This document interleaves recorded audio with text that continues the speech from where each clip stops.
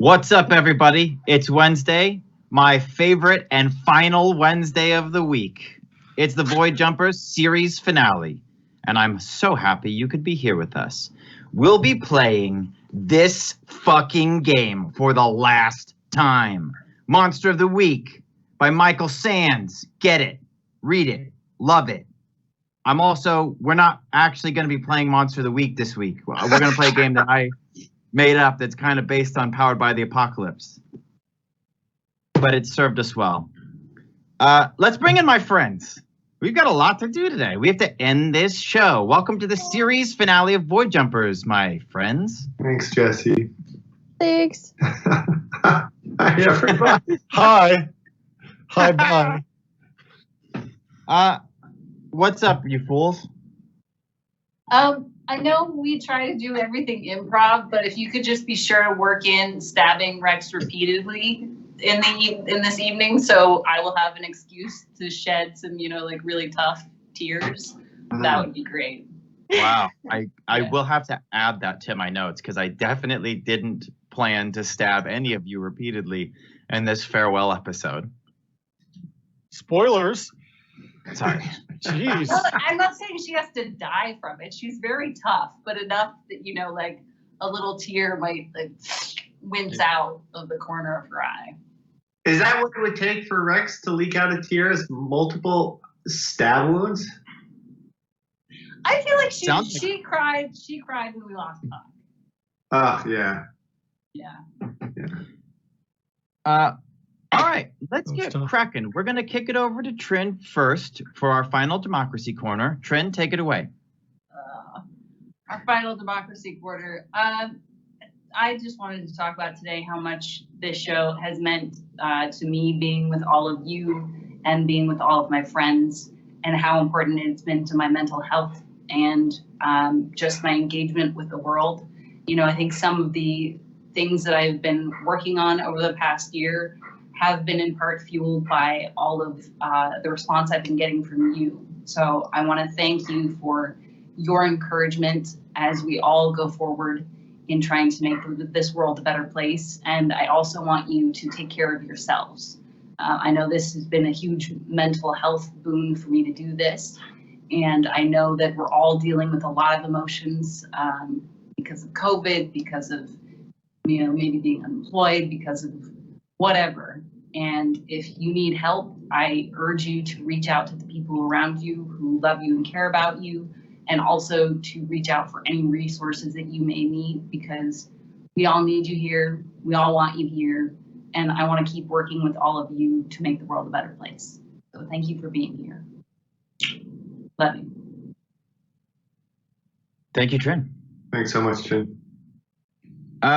Okay, let's see that wrap up.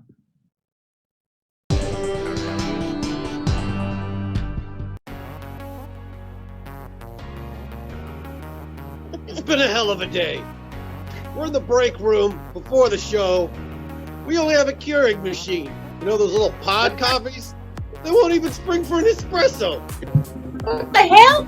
You burned the fringe off my jacket. Little bitch. Even if you're, using the loo, you try to put it in the pot, right? Who can take your turn? I'll tell you what. I'm about as confident in this show's future as I am in my own accent as this character, which is to say, not too confident at all. And then he says, "Hah!" Because Violet has stepped up behind him, flipped her tonfa around, and slit his throat.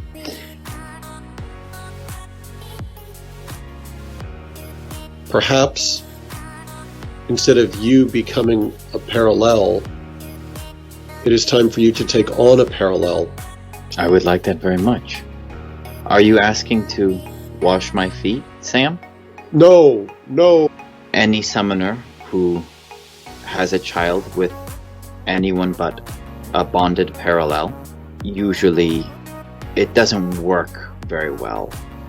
Your father was killed. You're saying that Dad died because of me? No, I'm saying that Dad died because of me. You have to keep teaching people. So it is of your belief that the parallel order should remain, though its place in the system is yet to be defined. Yeah. The old systems are cracking.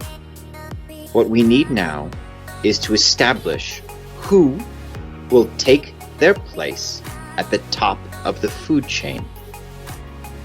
Are you in or are you out, Rex?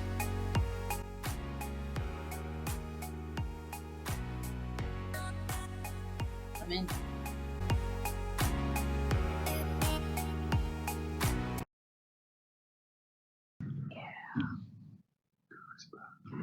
All right, everybody. I kind of weighted the top end of this with my finale manifesto and introduction. So I'm just going to get into it. You've beat the game. We're now in epilogue territory. You've beat all the big bosses and you've saved the continuum system, but you've managed to do so while still finding it in a very fractured place. Everything that has happened over the course of this campaign has done something to this system and left a lot of decisions that need to be made. And so our epilogue is going to be addressing that. But over the course of this campaign, I've experimented quite frequently with how much I should prepare in advance. And 9 times out of 10, I felt our best episodes featured the lightest touch from my preparations. Our group storytelling and improvisations have made Void Jumpers into a lovely universe. Therefore, the resolution of this story has not been decided in advance. We do not know what is going to happen tonight. I have tasked each player to meditate on a list of decisions which must be made. Their lists are unique to the player holding them. As we decide the fate of the continuum system, we will define the outcome of this tale, and in doing so, further complicate the decisions yet to be made. While our game this evening will rely on the basic tenets of Powered by the Apocalypse and Monster of the Week, we will be modifying the format. Over the course of the evening, each player will be asked to make several decisions which will affect the outcome of this tale. While you may occasionally seek the counsel of your fellow players, I urge you to trust your instincts, as the final decision is yours and yours alone to make, and everyone will have plenty of their own decisions to make. Once a decision has been made, you will roll the dice, adding an appropriate bonus. The results will be that a 10 plus or a full success, the story will unfold as you've said, and you will take a +1 forward on your next decision. If you roll a partial success, or a 7 through a 9, you will choose a complication from a list which I've sent you, and we'll go over that when it's necessary. A 1 through 6 will see that the story will embrace the opposite of your desire. I want to be clear. We will not be counting it as a failure. But in these situations, if you say, I want to go left, and you fail, the story's going to go right. It's not always going to be bad. It's just going to be the opposite. And I think that that will add a little bit of stakes to what we're hoping will be a happy ending. So from now on, we should always say the opposite of what we want. And then if if we're successful, we say, wait. Actually, since I'm successful, what I want to do is X. And if we fail, we're like, oh no, darn, the opposite happened. You should always say the opposite of what you want, Casey. There's going to be a loose thing that you can have at your disposal. We're going to call them assets. As resolutions for each of these decisions are defined, the world state, the stories, and the characters within become assets available for your decision-making moving forward. So track their progress and use them to help further define the ending of the story. Basically, whatever we say becomes canon. Therefore, the next time you make a decision, you're able to pull from an ever-growing canon of things. That is it for the rules. We will go over them as necessary as it goes. I've never played this before. I've only prepared it, so we will try and see what happens. But let me drop you into the series finale of Void Jumpers. The beginning of our ending takes place on Light. Some of you are familiar with this world. Great swaths of storm grass whip across the plains. The sky is slate gray, ever-moving, and electric. For lightning is a world of persistent change, embodied in the roiling storms which menace the surface. You have been summoned to this place by Executive Kale. In a remote valley, shielded at either side by unforgiving cliffs, we find Kale's retreat. A base, a secret, held even from the upper echelon of the company. A contingency plan, it might seem, to prepare for this very scenario. The retreat's exterior, like all backwater colonies, is utilitarian, metal, and shielded. There are few windows and fewer doors, and all of these are guarded by elite problem solvers. They, like all those staffed here, are ruthlessly loyal to Kale. Inside, the retreat is the peak of luxury.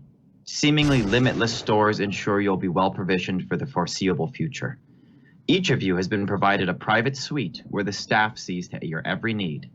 Several of you found this to be quite uncomfortable at first, but as the true weight of your duties here are revealed, you realize you've very little time to dedicate to the care of your person, and soon rely heavily on the kindness of the staff, who often must remind you to eat, sleep, and bathe. Time will accommodate the moments we wish to explore. We need not start at the first moments of your time at the retreat, nor see your last. Instead, feel free to slide the lens to and fro, making room for whatever scenes you deem necessary. If the world state is altered in a significant enough fashion, and that will be a decision we all make together, it will be my preference that we no longer travel to a time before it, though I am open to negotiations.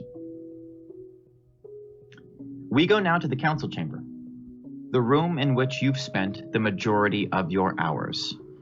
This particular scene takes place early in your time here. Kale says, "I've called you here to decide the fate of our species, a task no one person is equipped to handle. Hell, we may find there aren't enough of us here to do so either, but decisions must be made. I do not trust myself to make them alone.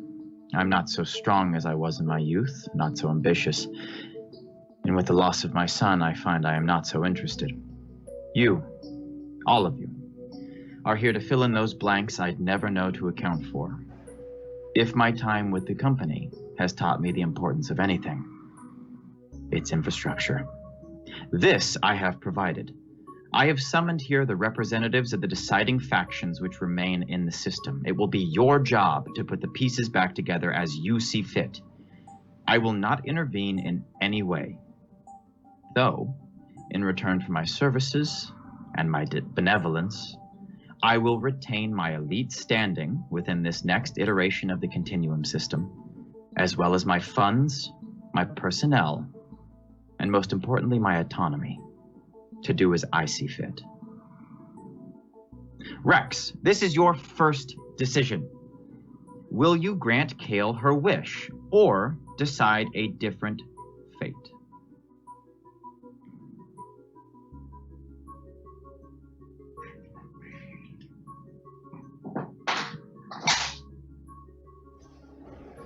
You know I feel beholden to you. Without you, none of this would exist. But I'm sure you can imagine my discomfort at what you've proposed in terms of your ability to rule godlike if you see fit. Sure. Though I only have what you see here as my resources, I believe obtaining godhood would take a considerable amount of time, even for me. Fair enough. I guess just after everything I've seen the company be capable of, I don't have a lot of faith in even people who leave it, like me. Fair. What assurances can you give me that, I don't know, you say you won't interfere, but how true can that actually be for someone with that level of power?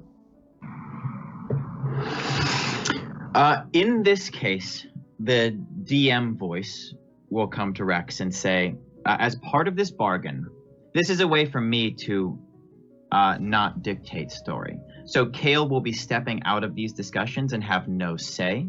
That is a promise you get from me, not Kale. So you won't need to worry about that. I guess what you're making the decision on is what she does when this is all said and done. She will stay here and run this facility because she is going to be handling the administrative nature of what you're doing. But afterwards, she's saying she's going to take all her money, all her people, and basically leave to go do as she sees fit. So in response to you, I'm willing to renegotiate when the time comes, but I'm not willing to say yes to that now. Okay. I think you'll be rolling plus tough.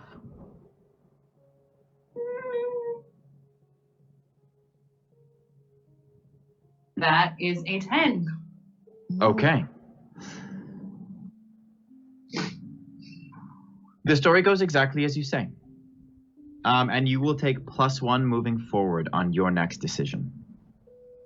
I think we're just gonna wrap this up with the conclusion of this scene since we're already in it. Kale says, I wouldn't have brought you here or leaned on any of you to make these tough decisions if I wasn't willing to listen to them. While I am displeased, I will remain, hopefully to prove that I am worthy of my own freedom. And when the time comes, perhaps we can revisit this.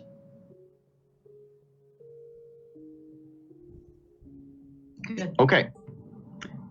Kale is going to be something that we're going to probably not get a lot of, which is going to need to be decided later. But as for now, Kale will be staying and helping and not planning to leave. And because you rolled a 10, there is no devious actions she is taking. Okay. This brings us into the main section of the game. I have a list here of things that need to happen. The way that I see it is you are all in this very special chamber in which the visiting leaders come in to have you make your decisions. Anybody got like a really sweet idea of what this room looks like?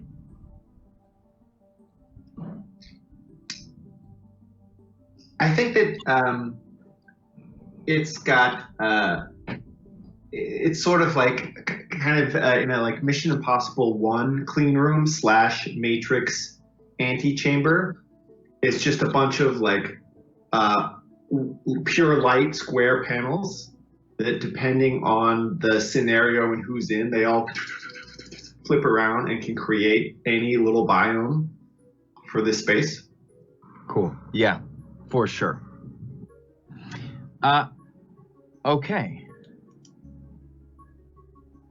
They flip around and create the illusion of a starship. And in walks Captain Matt Vansel. He will be bringing to you the decision that needs to be made for Haven and its crew, the ship that has carried you throughout the Continuum system over the course of the campaign.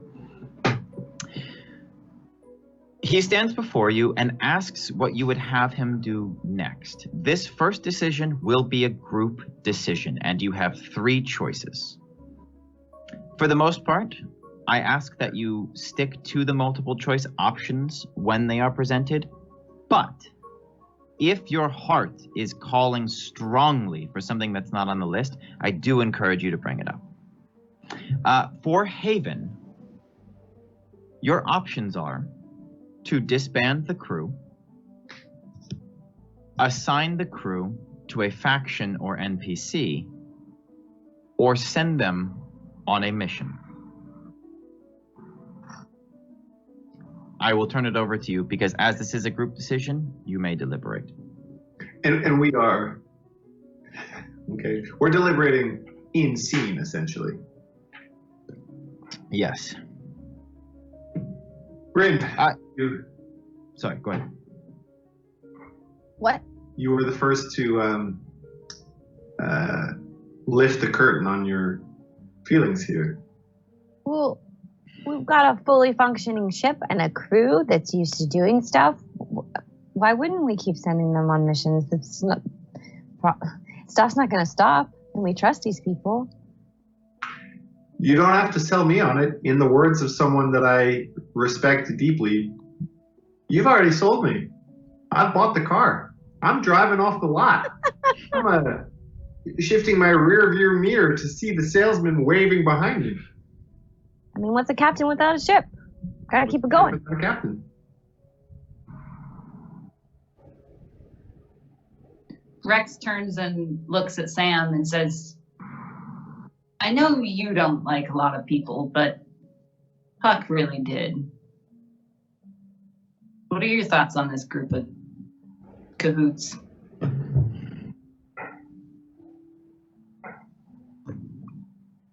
I don't really think of myself in a position to dictate where they would go, honestly.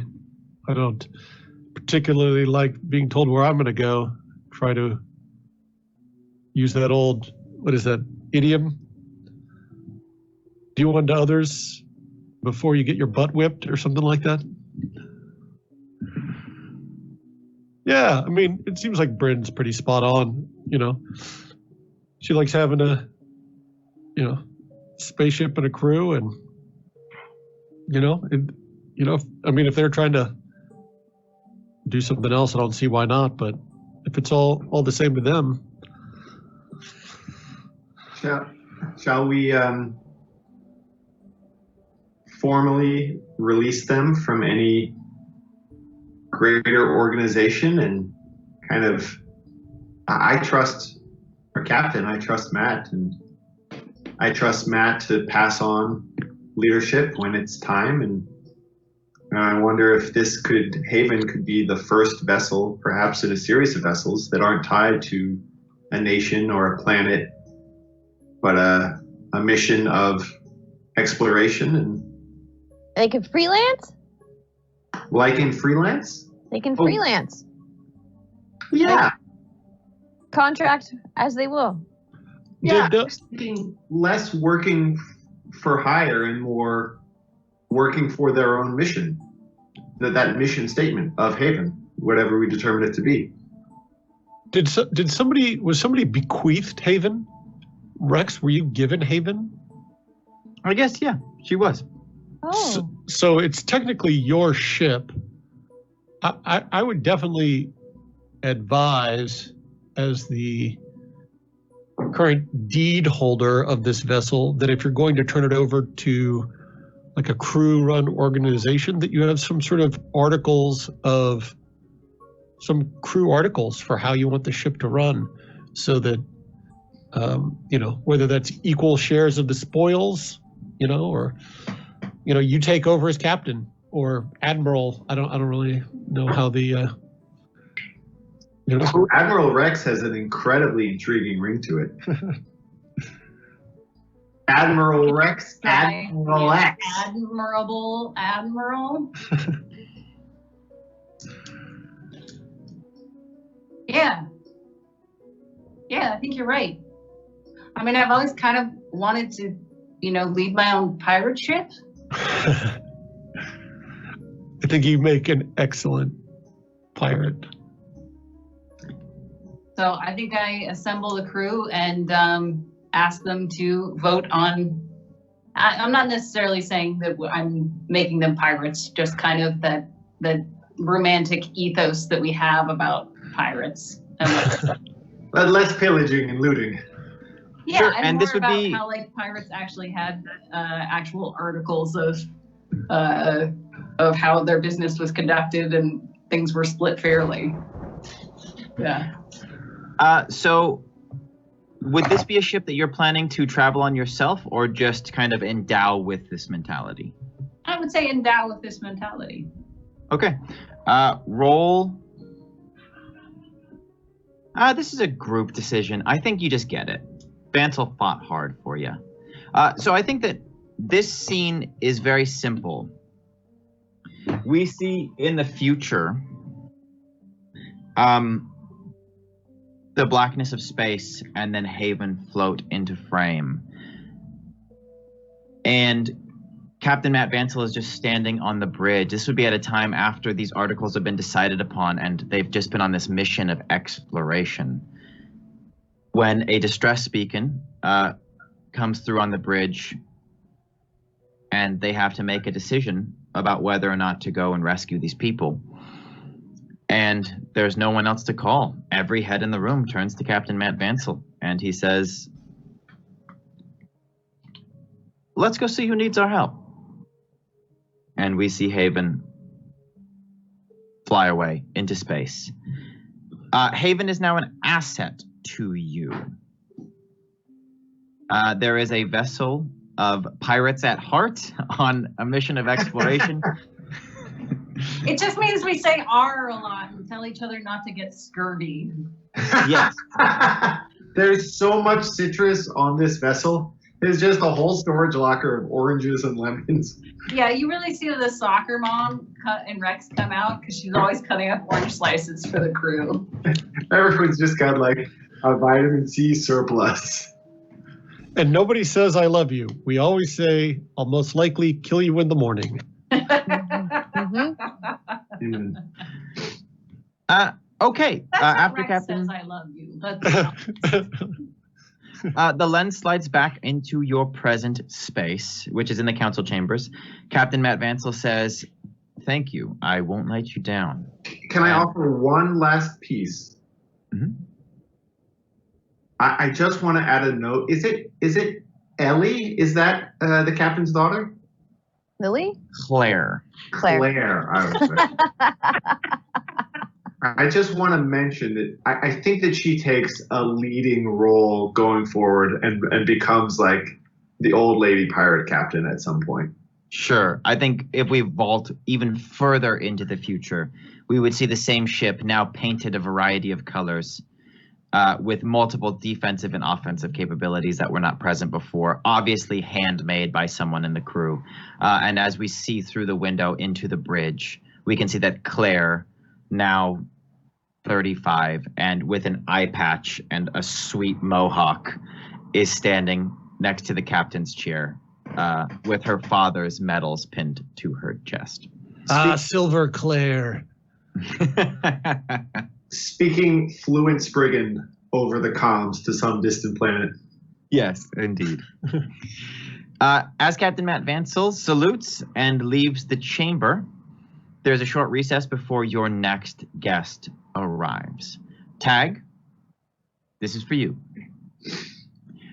In walks a tall, dark figure, shrouded in a bit of shadow and clad in black steel armor and a tall, new crown, holding a scepter, not a glaive, because I believe you've got the weapon now. I do. Half-Dad bows to all of you, very low and very sincere, and then kneels before the council. He will be representing the Malice. Tag, this is not a multiple choice.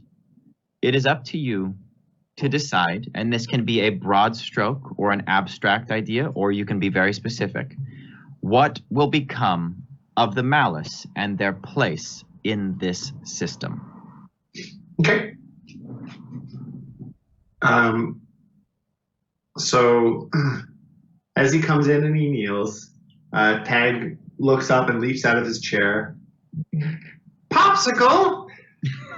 He stands and gives you a hug. Hey! Give him a big squeeze.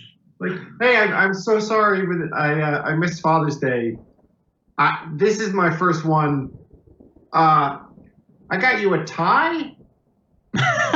As I look at your getup now, there's not really a great anyway, but so Tag just takes out, he hands it to him in like a good Half-Dad, just like around his neck with sort of his like spiked steel armor around it, just has this necktie, and it's got like the Three Stooges on it, or whatever the equivalent is for this galaxy. Just like a very hokey kind of novelty tie that clashes desperately. It's like bright green and yellow, and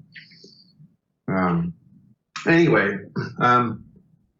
Hey, don't come on, get up, don't kneel. You're terribly arthritic from the waist down. Get up. He, on creaking joints, takes his time standing and says, "Yes, thank you so much. It was a bit painful." You don't have to do that in the future. It's really fine. So, Dad, it seems like you've been fighting a long time for a seat at the table. Is that still important to you? Leadership no longer interests us so much as equality. I feel that our bare minimum of expectation was that we would not be banished any longer. But as you are us and we are you, Tag, we leave it in your capable hands to decide our fate. Okay.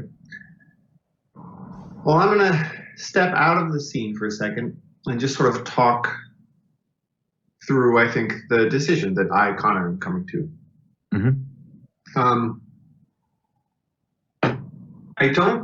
So there is no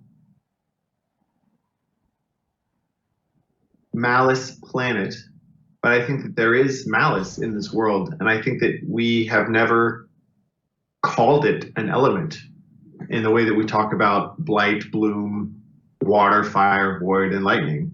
But it seems to me that it is. And I think what I'd like to see in the future is, we have very easy and obvious associations for the ubiquity and efficacy of something like fire in our lives or water. But we've spent so long thinking of malice as this intangible evil. And I think that that's not true. I think that it's just another part of this universe. And it has a place and it has a function. And so I think that what I'd like to see is just an attitude shift where malice exists and is not bad. It can do great harm, just like fire and water and light. Any of these other things can do great harm, but it also has a role to play in the world.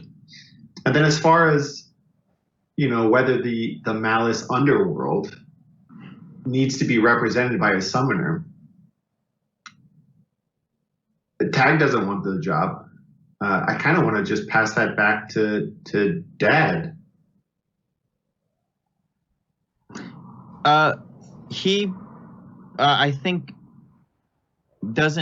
we don't need an answer for that yet. The Summoner Council will need to be addressed as well. Okay.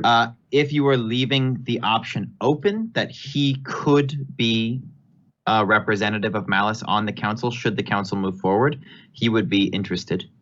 Okay. Well, then we'll address that as it goes forward.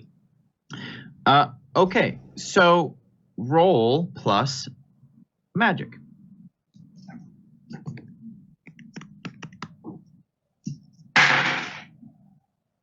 Okay. I'm going to use I believe 2 points that I have in the store, and I'm going to just cash them in early, Cool. and to bring that from an 8 to a 10. Sweet. Thank you so much, chat. I have been kind of playing the curmudgeon and holding on to these, the miser, and I think this is exactly where I'd like to cash them in. You can cash those in to make a full success. By our reckoning, which we discussed before the show, the 3 remaining players each have +2, and I have a -1, which we'll see if I decide to use that during the finito. We'll see. Okay, so here's what happens. I'm going to set up for you what I think your decision means, and then I'm going to have you, if you have a scene in mind, give us an idea. there are a number of planets in this system with moons that are so far uninhabitable. And on these moons, the armies of the Malice go to find peace. They do not coat them in black slime, but they do build colonies which change their shape and their color. And because the Malice does have an opalescent type quality, I believe that the moons now obtain a new kind of shimmer in the night sky. And the close proximity of this filter for magic, I believe, starts to like increase productivity of the planets generating magic. The magical bond within the planets is now recharged faster instead of needing to be replenished simply by the continuum.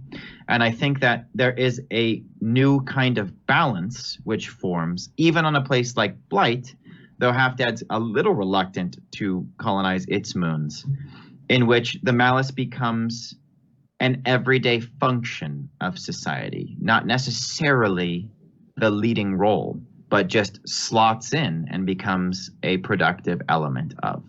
Let me add to that, if I may, that Please as do. you say that, Jesse, it gives me the idea that it kind of, that in time, as the Malice stops hiding underground and stealing power from other energies, as it sort of comes into the light and becomes one with them, we see that its role in this whole planetary ecosystem is sort of that of an immune system.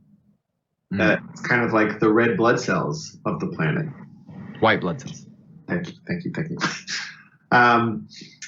And it's sort of like, it almost has this,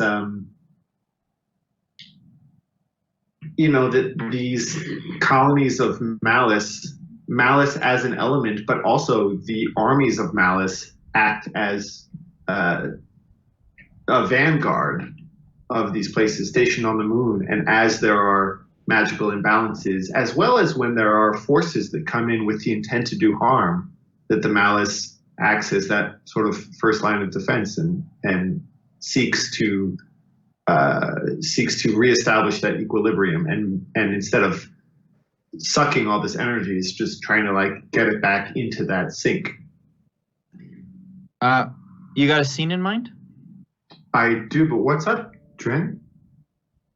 You're on mute.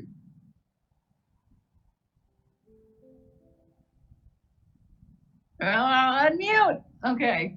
Merc just tipped us $250. Holy fuck. Jeez, Louise.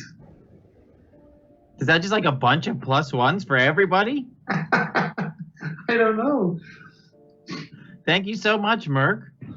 I think that's the Merc just gets to choose whatever Anything? perk. Yeah, it's just like the Merc says perk. Merc no. and Mark, please figure out what that means and let us know, and we will Well, honor it I'll immediately. read it for anyone who doesn't have what's in the chat and what she Yeah. wrote. This one's for all the marbles, as they say. It's been a great time, and I am sorry to see the end. Let's make it, and they all lived happily ever after. Yeah. Okay, I think we can do that.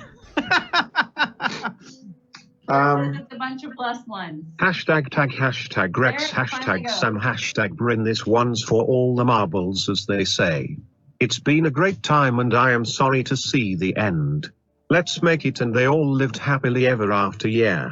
Hashtag tag, hashtag Rex, hashtag Sam, hashtag Bryn. This one's for all the marbles, as they say. It's been a great time and I am sorry to see the end. Let's make it and they all lived happily ever after, yeah. Wait, yeah. You know, I think we were inevitably going to arrive here towards the end of the episode, and I am going to try to kind of lock it up in order to get there, but I don't want to let this moment pass without obviously saying we are deeply indebted to Merc for so much of the world that has been built from the show.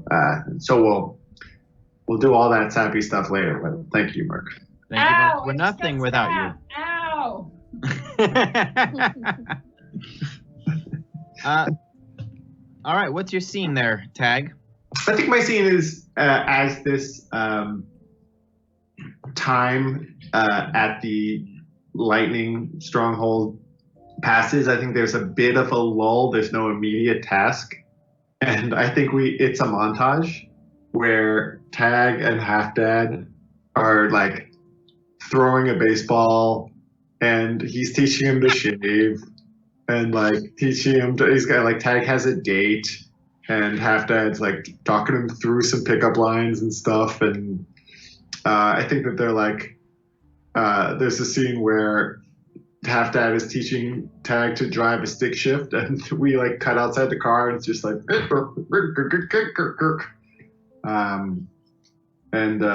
yeah, there's a Tag has some, we're like now like years and years into the future, and Tag gets some medal or something, and Half Dad's there in the audience with a video camera, just like really over enthusiastic cheering him on.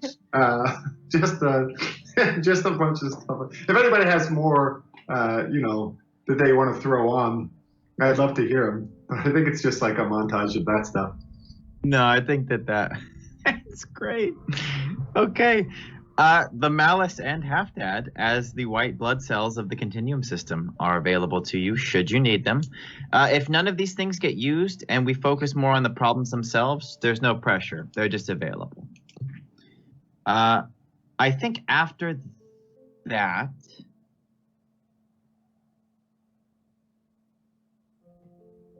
I feel like Horace?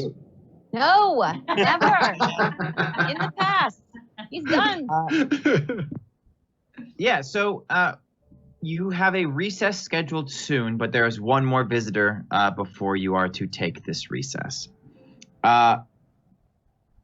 Gorvain Dietrich enters the room. Sans Parallel, the summoner of the Void Planet.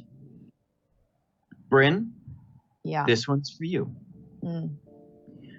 You will need to decide the fate of the Summoner Council.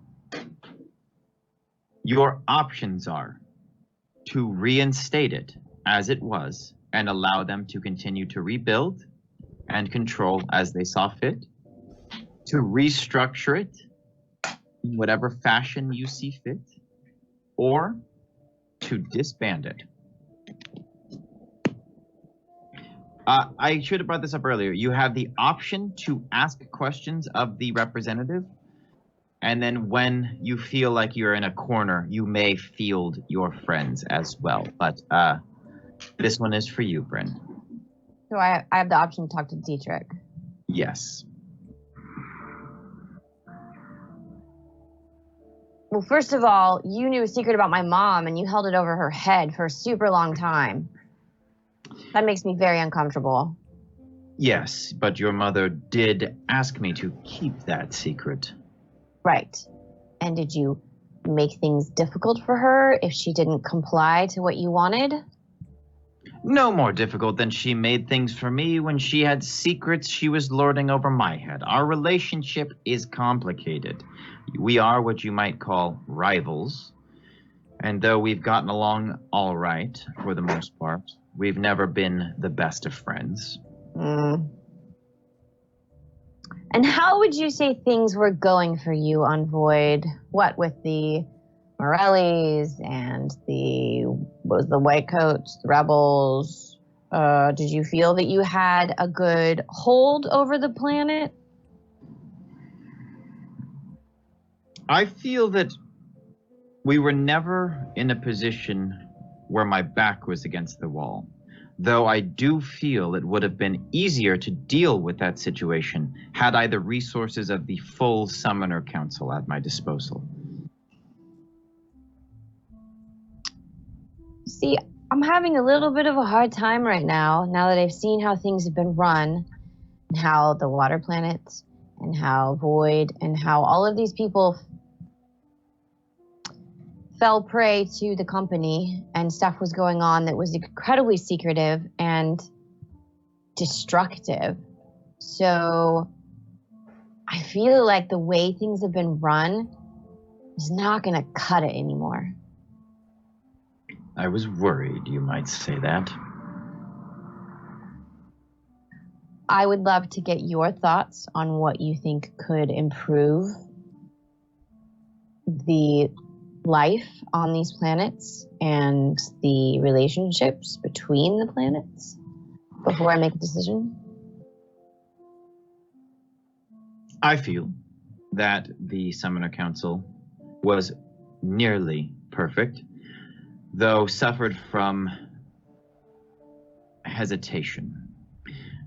I would recommend that we reinstate the Summoner Council, fill the missing slots, but elect a leader who would have veto authority over some of the harder decisions and waylay some of the gridlock. I would, of course, nominate myself, though I don't think that would surprise you, as I am closely tied to the infrastructure of the galaxy through my dealings with the former company.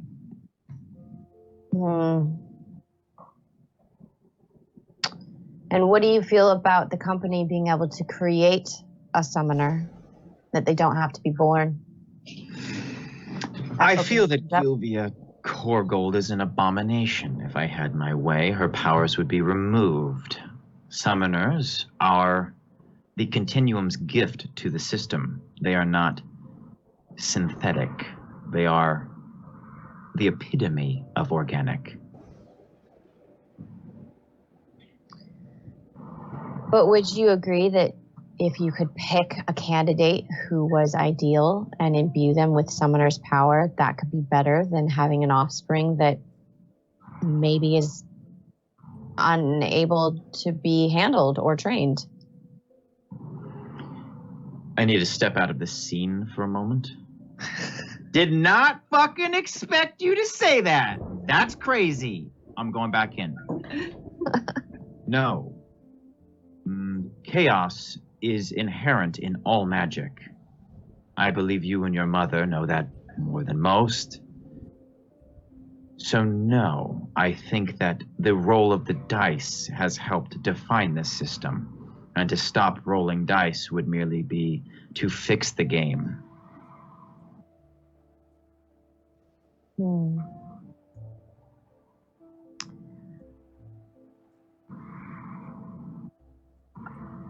I think what I would propose is that we have an interim person in charge until we can get things restructured.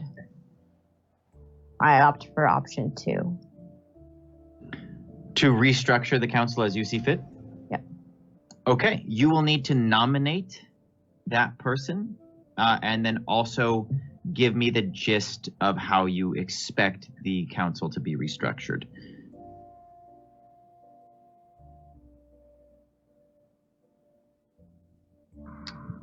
I nominate Rex Leonine to What? oversee Whoa!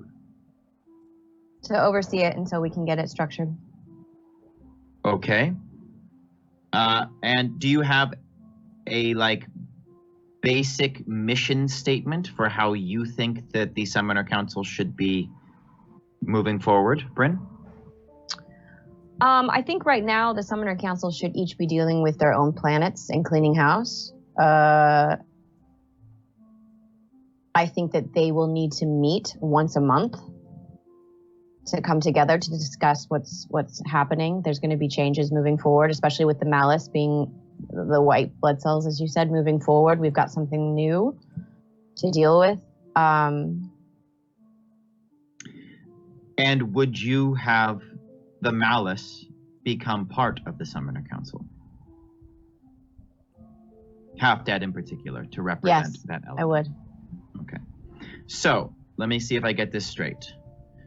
You nominate Rex to take over the Summoner Council. Their first objective will simply be to clean house and see to it that their individual planets are taken care of. Right. They will have regular meetings. Right. And you will add a seat on the council in which the malice will be represented by Half-Dad. Yes, I would also like to add a seat for Gilvia. Whoa! To represent what? An unnamed planet as of right now. We'll find her one. Okay. The final question is this. and then I'm going to field Rex's interest in the project. But before we do that, the final question is this. There are empty seats on the council right now. The way that they would be filled in the past is that the summoner lines would be investigated and the correct heir would step in to take it. We've had child emperors in the past, or we've had stewards in the past holding a chair until an emperor or a summoner comes through. Would you like to stick with the tried and true method, or instead would you just have Gilvia and Halfdad fill those empty seats?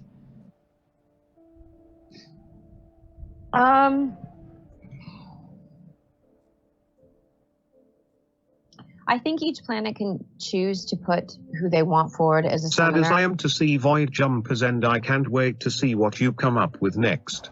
Thanks for the great adventure. Aw, Thank that's you! It's Rival.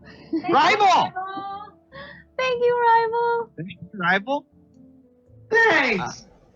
That's cool. That's cool to see Rival in the chat. Yeah. So, question then. One final question. Sorry. Right. They will hold elections for the summoners. We will assume that they go smoothly. Does that mean all seats are filled by election, or current summoners get to hold their spots? Who do we friggin' have? Okay, so we lost Capio. Oh, Water Planet is going to be extremely, they're going to be prosecuted for crimes against the planet. So that seat is going to not be filled right now. The Let's water see. summoner is kicked off the council. Yes, Got if Mother and the Dietrich family. Gilvia and Halfdad. and Lightning. And Lightning. This really fully fleshed out summoner who I know the entire backstory for. I would also like to propose another interim person until we can figure out what the heck to do with the mess of Water Planet. If Sam would like to reside over that planet until we can find somebody, I would offer it to him.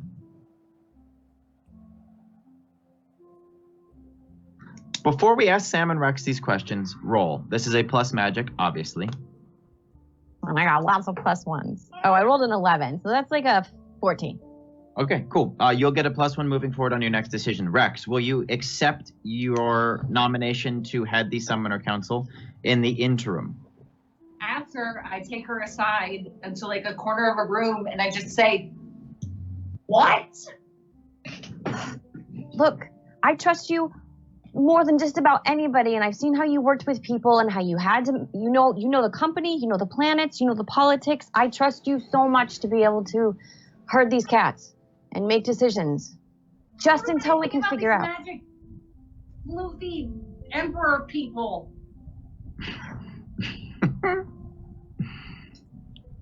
I trust you to have you're not gonna get what, I can't even think. I'm so stressed out about this. You're not gonna get swept up in all of their drama. You're so practical and clear-headed, and that's what the Summoner Council needs right now. Just until we can figure out what's gonna go on, because they're not gonna change. So they're gonna need somebody to, instill some calmness to them. I know it's a lot. It's not forever, it's just temporary. Oh, yeah, right.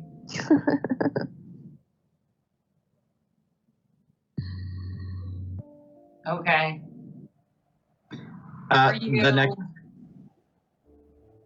The next scene we'll need to see is going to be between Bryn and Sam. Man. Okay, I know this probably feels like it comes out of left field, but I feel like everything that happened to you on Water Planet, to Puck, and because of that to you, would give you a good viewpoint of what could be done to fix it. It's a lot to ask, I know, and you can say no. And again, it's not permanent. It's until we figure out what to do on this planet. But should you like to get in there, it's yours.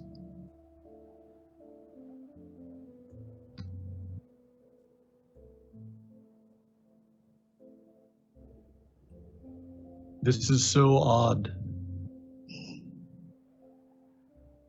That somehow a single person suddenly has the power to dole out who controls other planets.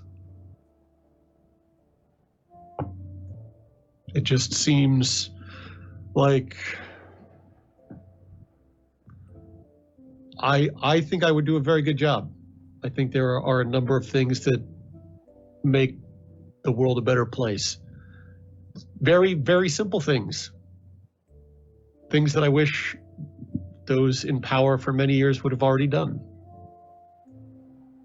If you decriminalize drugs, guess what? Half of all crime goes away. Mm-hmm. You also have magic. Would give you a chance to work with it. Yeah.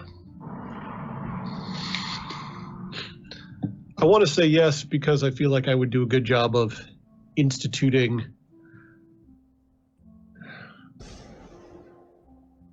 a much better system of human management.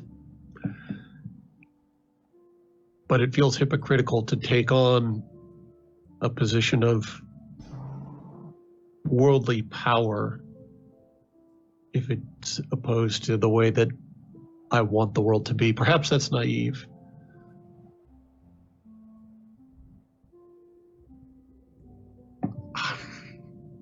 I'm torn, Bryn. Truly torn.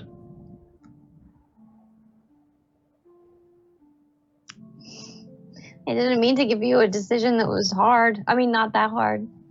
I mean, compromise one's morals to do an incredible amount of good on a planetary scale. Yes. Perhaps that outweighs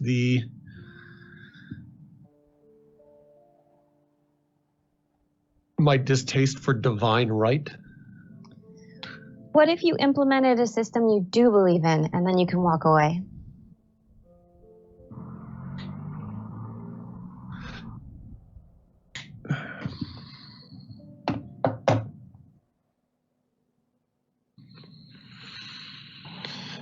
Do you feel good about inheriting planetary leadership? On my own planet? Yeah. I don't know anymore. That's why I'm really thinking about Gilvia and everything we saw with that, and learning about the sacrifice that my dad had to make for me to be born, just to have an heir. I have really weird mixed feelings about it, but I know that if there wasn't some kind of leadership on the planet, I don't know what would happen. I mean, it would be mayhem, it'd be chaos. So I don't know what the answer is. I just know there's vacancies that should be filled temporarily until I can figure out. I don't even know why I'm making all this. I'm just a summoner in training. Like, I don't know what the fuck I'm doing. Yeah. Well, go ahead. I trust you to do this, and I don't have a lot of people that I can trust.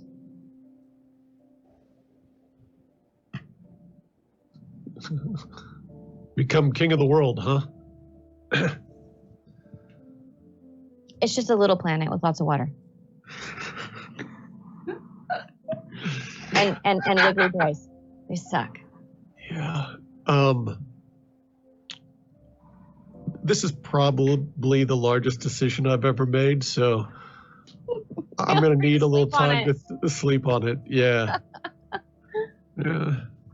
And Jesse, feel free to warp us ahead 24 hours and force me to make a decision. Yeah, I think we Anyway. warp ahead.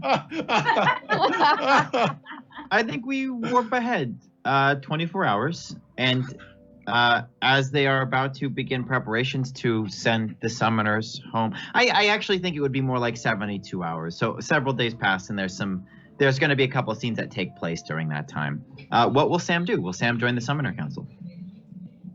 On a temporary basis, with the ability to walk away when he feels that he's either reached a point where he can no longer be trusted, or he's accomplished what he set out to do. Oh man, what are the perks? Yeah, like what? Sweet what, robes, sweet staff. 401k. What would the extent of the power be in this position? I'm thinking in terms of, like, we get to sort of move forward in time where certain things can be. Yeah, the way that I see it is this. With you being on the council, while it is being restructured, all of the reservations you have about people having this power and what they can do with it, because you will be here in this very unique pocket of time, Sam would be able to get a hand on the ball and spin it in a certain direction. So with the guidance of Rex, Sam, and Bryn, the three of you working together, I believe, because Bryn has brought you into this, would define what the Summoner Council is moving forward. We do not need to decide the limit of its powers, but Bryn has said that it will exist in the future. So there will be a Summoner Council. Okay. And yeah, I'm sold. Cool. I'm sold. So I think to dismiss the prison industrial complex, I'm gonna go for it. So we can easily say Sam succeeds in that, especially on water. But seeing the success there, that just cascades forward. With the three of you working together to dismantle some of the older, less savory aspects of the Summoner Council, you do turn it into an institution that no longer... Hashtag aside worth noting, the water planet's only denizens are water elementals. Also, Bryn's dad wanted a kid. If it was just about an Everick would be her dad. Yeah. I imagine that's Merc again. Thank you, Merc. Yeah, I'm assuming that the vote, that I get an equal vote as a council member on the effects. So I do, as much as I want to also, free incarcerated porpoises, I'm mostly going to be focused on bipedal locomotive creatures. That summoner, I forgot. That's awesome. So I think that moving forward, the first thing we see is this montage that sweeps through the continuum system of the summoners returning home to their respective planets. The three of you will not be joining them yet because you will have to wrap up your duties here before you see to the new ones. But we see a very slow, very involved, very hands-on approach of everyone starting to rebuild their planets and see to the places that and the people that need the most from them. And then moving forward, the Summoner Council becomes less of an all-powerful institution and more of a United Nations-esque gathering of powers that are agreeing towards how things should be done, but don't necessarily have the power to make them happen. And we also see a series of successful elections in which summoners are replaced by new ones. That there is actually other individuals on the planet who have the attunement to magic. And I think that Malice being available here to help recycle energy starts to send some of these powers through other lines of families. And so as years turn into decades, turn into centuries, turn into eons, magic becomes a much more accessible resource for the majority of the population. And the Summoner Council, as is spun by the three of you, I imagine Tag consults on some stuff. Yeah, I need a scene with Tag. You'll get one. Thank you. The Summoner Council becomes a much more beautiful thing than it has been in the past. One that is not exclusive, but available to all. And that is what happens with the Summoner Council. I've got just a quick addendum to the flash forward. Please do. In terms of success on campaign reform, that includes multiple candidates from impoverished and working class communities where their campaigns are financed by the company or the government so that they are not prevented from representing the populace as a result of their what's it called, commercial space or ad revenue, and they're not forced to entirely draw from the pockets of other working class people. So just I don't know. Yeah. Yeah. In the way that I see this, that would also be a success. There's no reason why it wouldn't be. The way that I see this is because Sam knows that he's not said yes to a lifelong position and has an agenda he'd like to accomplish before he sets down. I believe it's just like Act 2 of Hamilton, where he's just like writing, just trying to see into the future what possible problems and trying to account for all of them and just addressing every issue and just hitting every single thing he can to set this Summoner Council up for success. Cabbies in Congress. Well, Merc actually bought an aside, so I don't know if she wants Sam to talk about the water planet or Bryn's dad talking about having a kid and wanting an heir. So, Merc, you want to chime in on that? who do you want the aside from? Yeah. Oh, they're putting Hamilton lyrics. Now those songs are going to be stuck in my head. Why do you write like you're running out of time? Sam, about the water planet is the aside. The camera goes over to Sam right as he says yes to it, and he looks over his shoulder to talk about the water planet.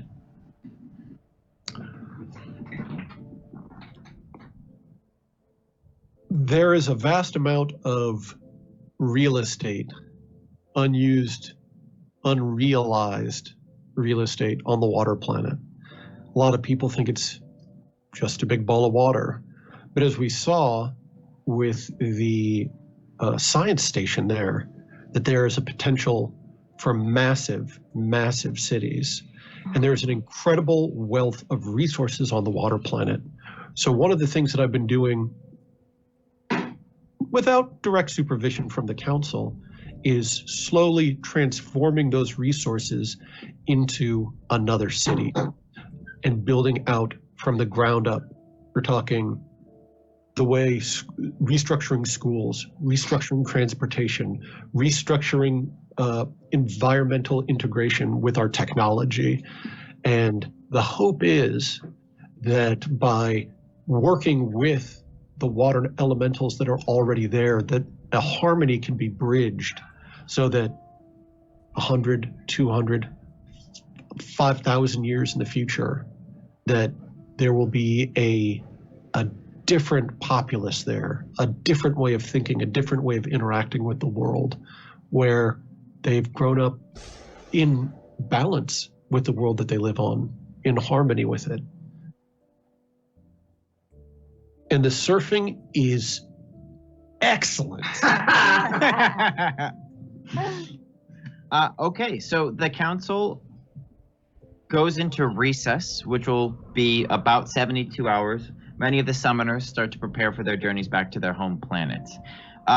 Rex, when you return to your personal suite, Tara is waiting for you.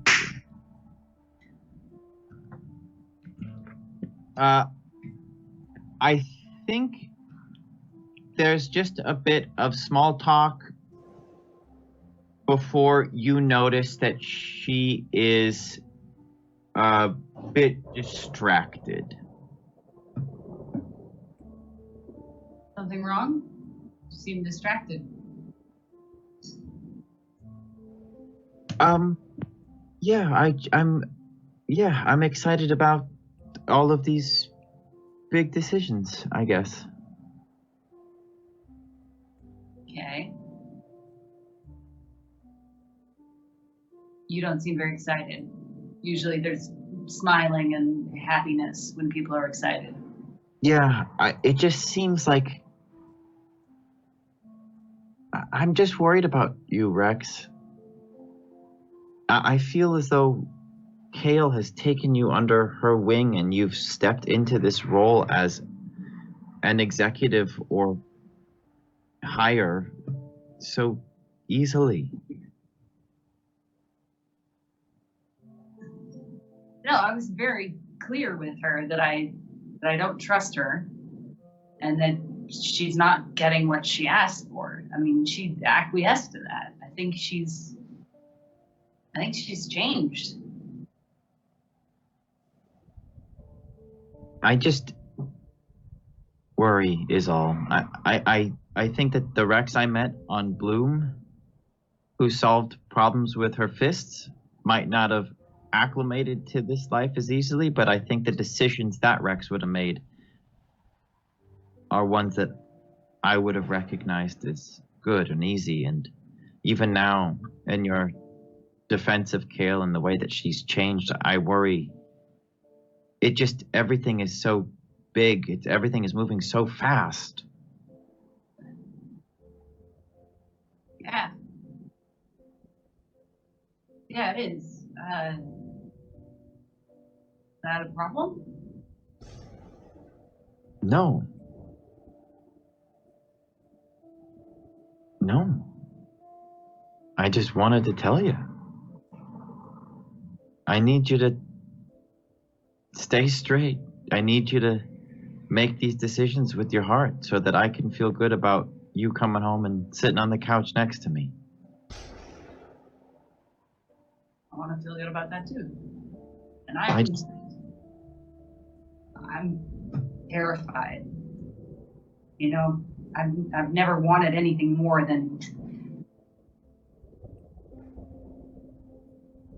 to destroy this fucking evil machine, and now I'm worried that I'm creating another one. So I don't know. I could really use somebody who can tell me if I'm not. I think even just hearing you say that makes me feel better. Just keep it on your mind, Rex. If anybody could do it, it could be you. But you're gonna be on a tightrope, so just don't fall off of it, okay? One foot in front of the other. I think with that, the energy changes pretty drastically. Terra's reservations bleed out. I think we make out a bunch. Yeah, I think so too. What do you want to do?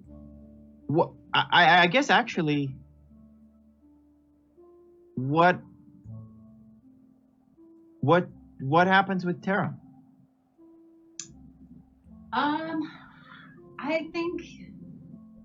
I think I can see a lot of different avenues, and I don't really want to commit to any before we explore more of what's happening with all of us, if that makes any sense.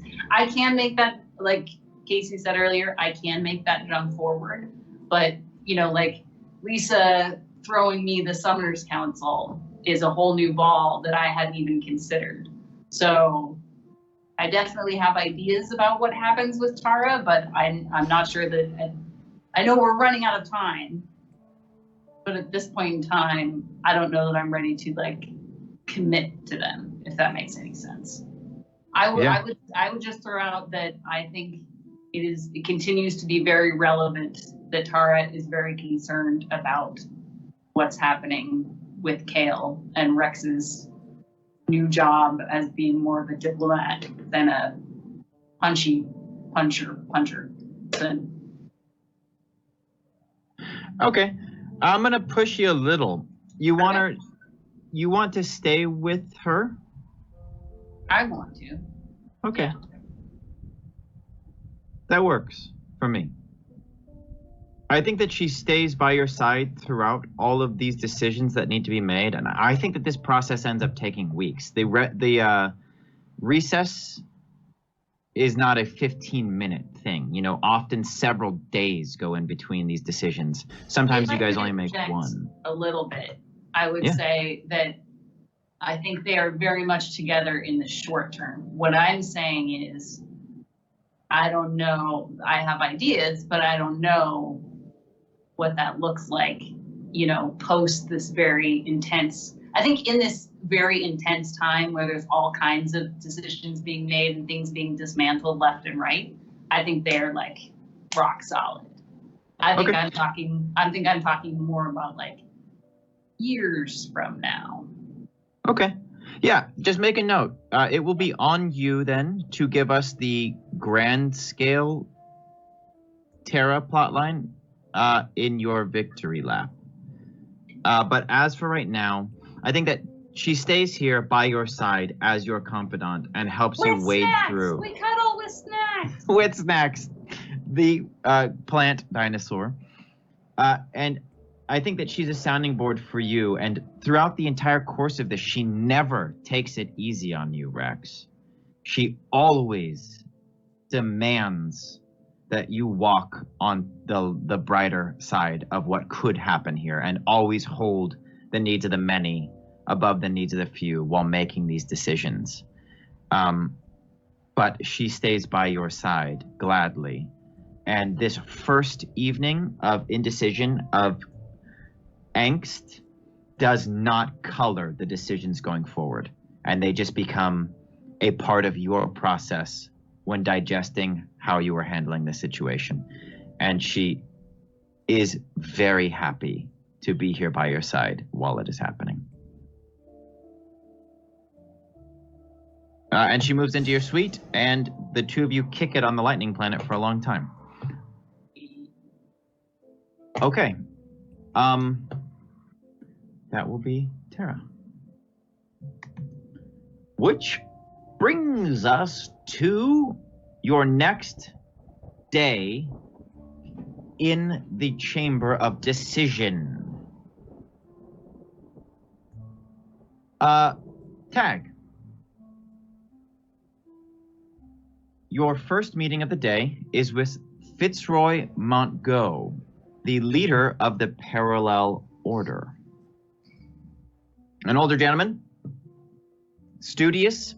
He walks in and takes a position in front of the council. He neither bows nor kneels, but does not do so in defiance. He merely stands before you respectfully.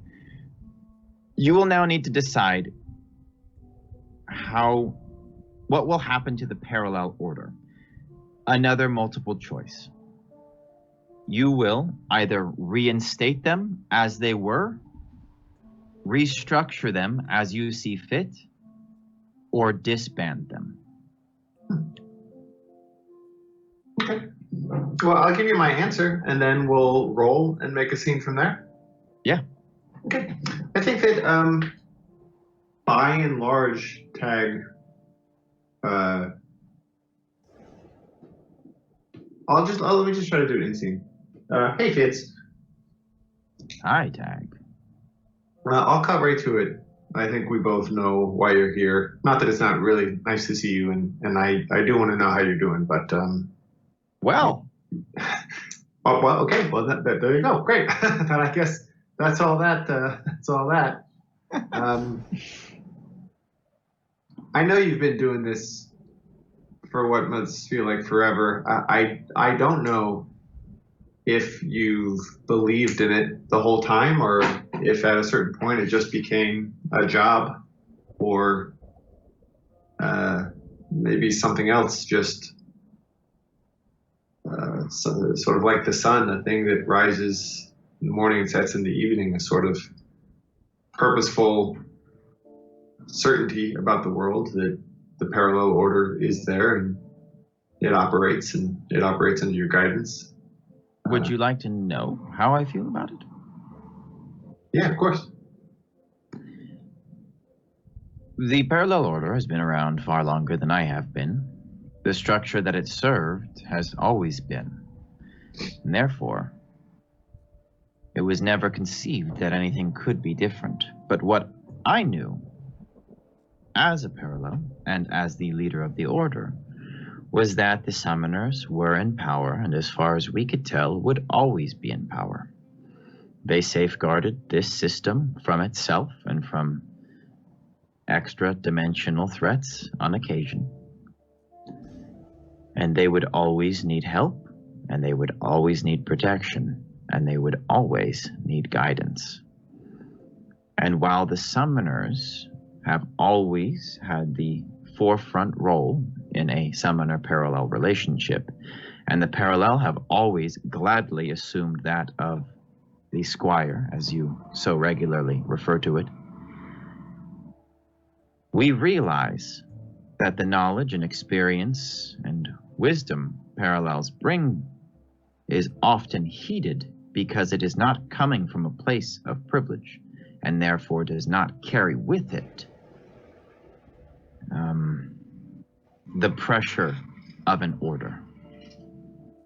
And so I, in my long journey to this position and in my time at this place, have done my best to supply the leaders of this system with worthy and intelligent and kind-hearted partners with which to help them govern.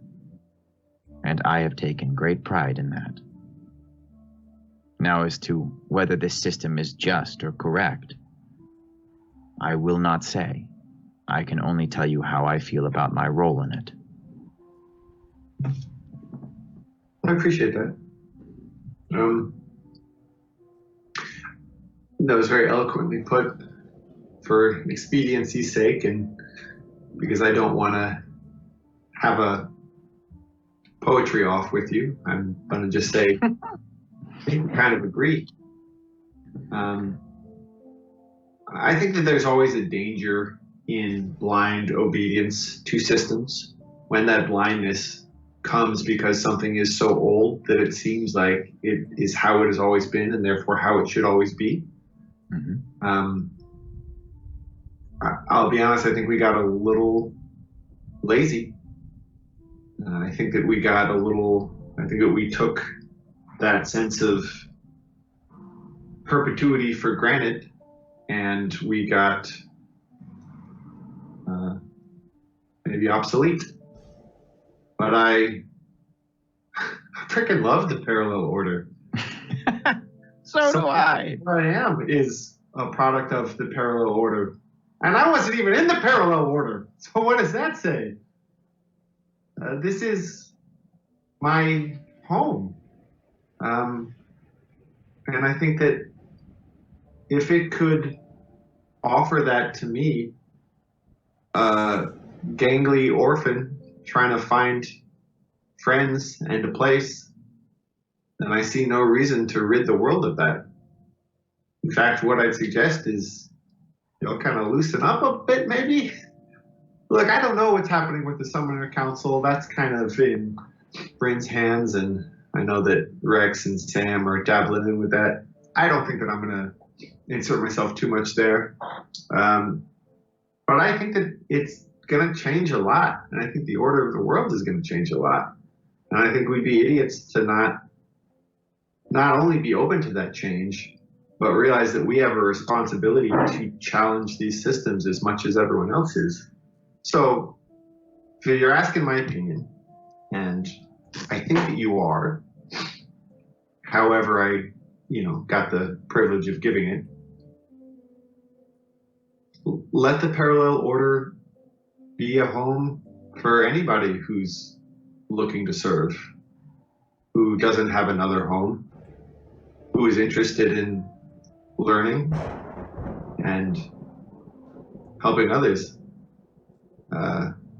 There's a bit of stuffiness about us, quite frankly, and that's cool. I'm not saying we all need to be on TikTok and learn to use hashtags, but I think that we could open our doors a bit. I don't think that we need to concern ourselves so much with lineage and destiny, and instead just offer a haven, to use a word that's been on the mind recently, for people who are looking to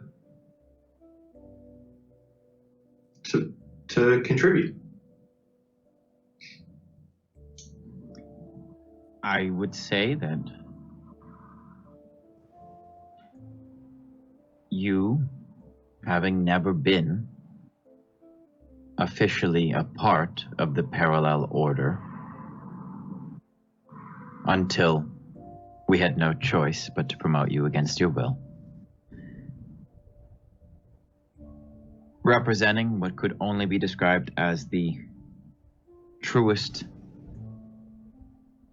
most kind and wise version of a parallel. Oh, Someone coming from outside to show us how we could do our jobs better is evidence enough for me to be open to this. So you will be restructuring? mildly, yeah. I mean, I think it's like I'm not trying to. Oh, to be clear, Ultimately, restructured. Parallel Order is an ancient institution and is going to continue to have the dust and cobwebs of an ancient institution in a way that I think is cool. But I think as the world changes, it will need to change. It's not about putting out one summoner or one parallel for one summoner. It's about offering a place of alternative training. And I guess the restructuring that I'm suggesting is that a big part of that training is equipping and enlisting these parallels with a mindset to challenge and to question, and letting that be a big part of the training. Restructure in any of the multiple choice, although we've done most of the ones that will require it moving forward, can be as in-depth as you want it. And so it doesn't need to be a complete rebuild of a system. You could say, I like everything about the way that the parallels operate except this one thing. I will change that one thing. That will be the category of restructure. Yeah. All right. Well, roll plus magic. Cool. I just want to say in advance before I do this roll, and I'm pretty sure, knowing Merc, that this is going to work with her, that Mondo donation that came in, my read of that is that is an incredibly generous, heartfelt gesture, meaning so much about this journey we've been on. But I'm not going to use it as points to buff every roll from here on out. I think that there is something dramatically compelling about playing the role of the dice. And I think that Merc is on board with that. If not, jump in the chat and tell me I'm wrong. But I trust you, Jesse, and all of us enough to know that a quote failed roll or a 1 through 6 roll doesn't mean a not happy ending. That it means, we are continuing to keep a level of unknown and uncontrollable element in this game as we move forward. So anyway, it's a big blah just to say, like, I don't know what's going to get rolled, but I'm going to honor whatever it is. Anyway, what am I rolling? Plus magic. I'm going to slam bam this, though, because my magic skills are off the charts. Yeah, that's a mixed success. That's a 7. Okay, this is going to be the first time that we deal with a mixed success. I've sent you a list of complications. I'm going to read the full list once to chat. When you roll a mixed success, you are going to have to choose a complication from a list that I put together. But I did not create all of this list. This is from a Powered by the Apocalypse complications post that I found on Reddit called 36 Complications for Defy Danger, an inspiration table for 7 through 9 results. The credit for this goes to Will Patterson with thanks to the Gauntlet gaming community.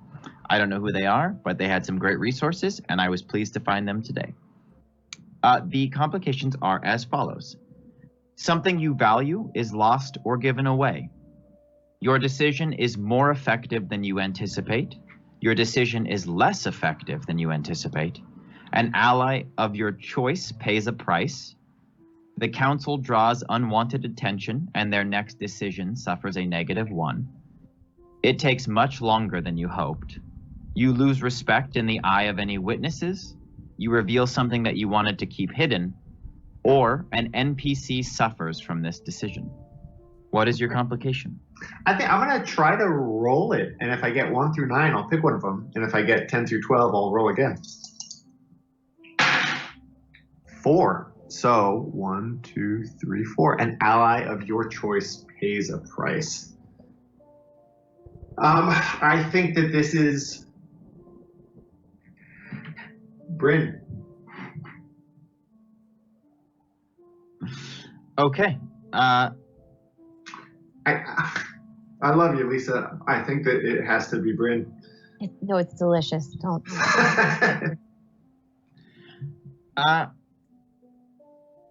What would Bryn have to pay for this?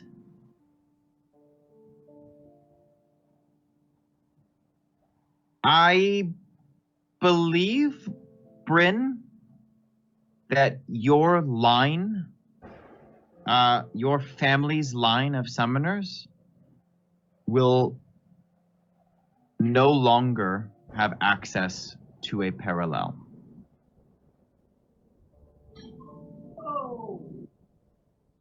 Wow. That's not insignificant. Your mother has gone through several of them. She was sloppy with parallels. She was just. I don't think she has one currently. This is a big problem. And over the course of your family's history, their actions as summoners have been deemed dangerous on a regular basis. And the result of them oftentimes has resulted in either the injury of or the death of many a parallel. And so embracing this new mentality that Tag has bestowed upon the Parallel Order of not letting the old ways dictate the new ways, they've said, we're not going to keep giving you parallels, so you can keep throwing them into the fire blender. And so your family is forever banned from having parallels, though they do still keep a diplomatic relationship open with you. You are not excommunicated, but your family, not to say all fire summoners, as we discuss, in the deep future of this galaxy, there will be other fire summoners who are elected to the position. They will be given parallels. But the Cosaint line is 86th from the Parallel Order. Wow. So here we are, I put us in a position of taking the dice roll, and I want to honor it. I'm going to push back a little bit, but I do want to say, push back on my pushback because we're finding the line together. My gut says, is there a way where we can arrive at the same future happening, but for it to come from a less punitive place and a more collaborative place? That the Cosaint line is I wonder if we can brainstorm and there's another reason that they part ways with parallels besides it being you fucked up, you don't get it anymore. It's because Bryn doesn't have kids. Yeah, I think that it's not a lasting consequence. If Bryn does not have kids, and that is what she says, then there is not. Her mother simply will not have one replaced. You are Bryn's parallel. They're not going to remove you from her service. It's just that there are no more coming out of the factory. But I don't think that that is the only end scene to this. I think that it is a consequence. To me, it's not devastating. I think that what we see is that's not the only new action the Parallel Order takes. It is one of many that they institute as this ancient institution blows the cobwebs out and opens their doors. And they go from being a very, very exclusive Ivy League college to being more of a community college.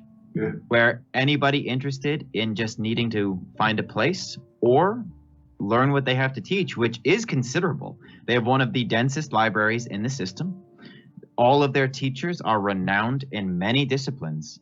And Silva Celeste is just a dope place to spend your summers.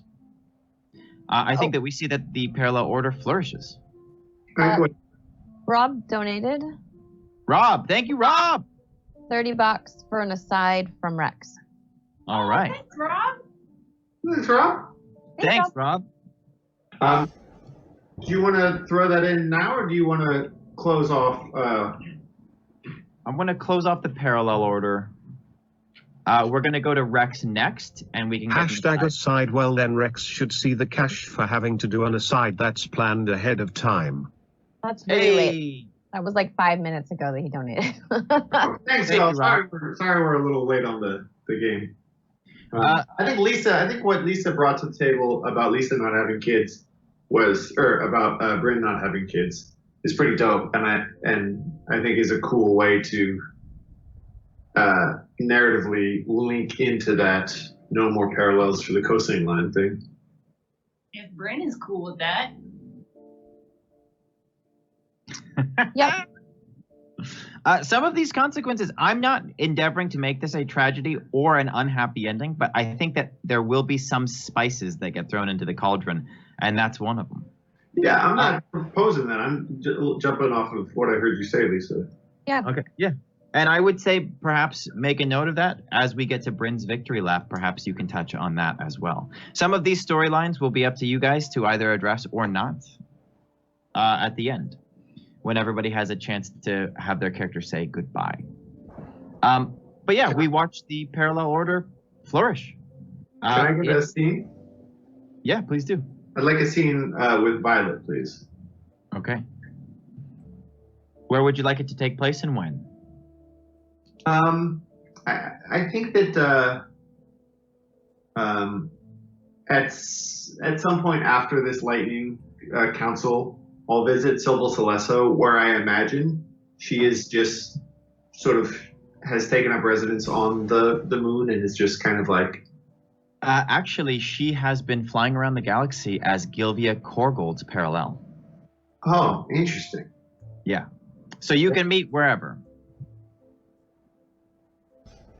Oh, then never mind. I forgot about that piece. That was a decision made in the proto version of this game by Sam? Sam, I think, had a hand on that one. Cool. I really love that a lot, and I had forgotten about that. So, I'm going to step back. I think that's cool. Yeah, I think we leave Catch with her later. We'll catch up at some point in our lives.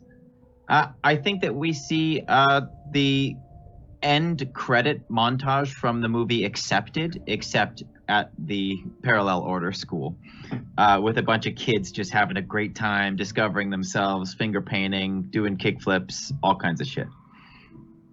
And fighting with tonfas and like blasting people with psychic waves and turning into Mewtwo. You know, a little bit of everything.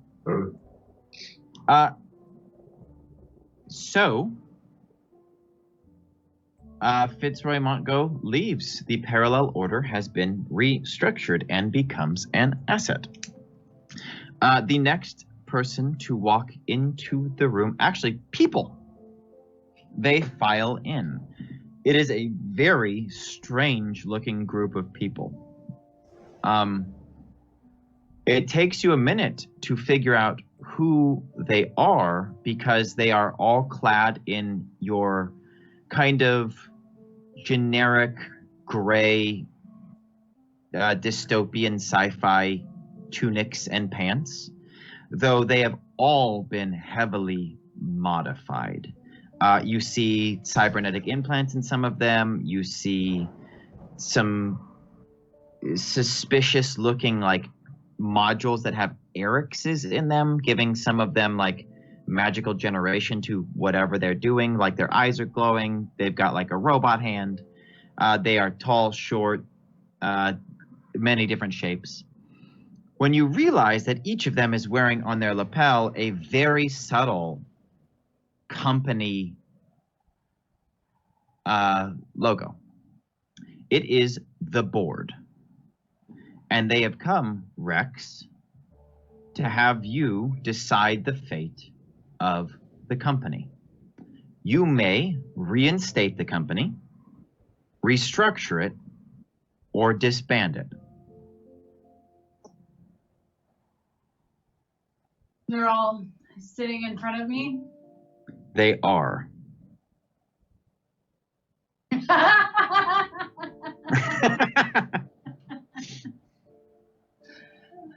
Oh.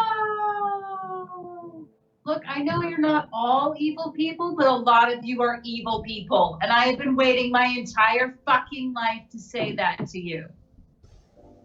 You are murderers and monsters. And you make the people who work for you into murderers and monsters. I will dismantle this company to its every last atom. All right. Roll. You have a +1 moving forward from your success last time. Mm-hmm. You also have 2 in the bank. Okay. Well, I have my +1. Yeah, the +1 automatically gets applied to this roll, so you will just have a +1. This is going to be a plus tough. It is Rex's primary stat, and you are coming out swinging. Oh God. Okay, so that's +2, +1. Do I just use all? Okay, guys, I need your advice on this. Do I just use all of my +1s to make this a success, or do we go with the mixed success? I say live your. I know that I made us think about it, but live your dreams. Load them up. Merc says yes, fuck the company. I also loaded up my previous choice because I was really invested in that. So, yeah, load it up. All right, fuck it. All the +1s are going. This Okay. is now a success. It is a full success. I will set up what happens, and then you will give us a scene and cast it. You dismantle the company. It was already fractured and beginning to peel off into factions, which gave Kale the time to do what she has done here at this secret base. But over a long campaign, the company is eradicated. Initially, it is very difficult for the system to recover from that because the company was the infrastructure of supply throughout the planets. That being said, your decision to restructure the Summoner Council and have their first focus be the well-being of their planets, as well as the system already accommodating for a broken supply line because of the barriers around planets, does not make that a lasting effect as they would have had you believe it would. What was that? I don't know. Hello. The sound of our success.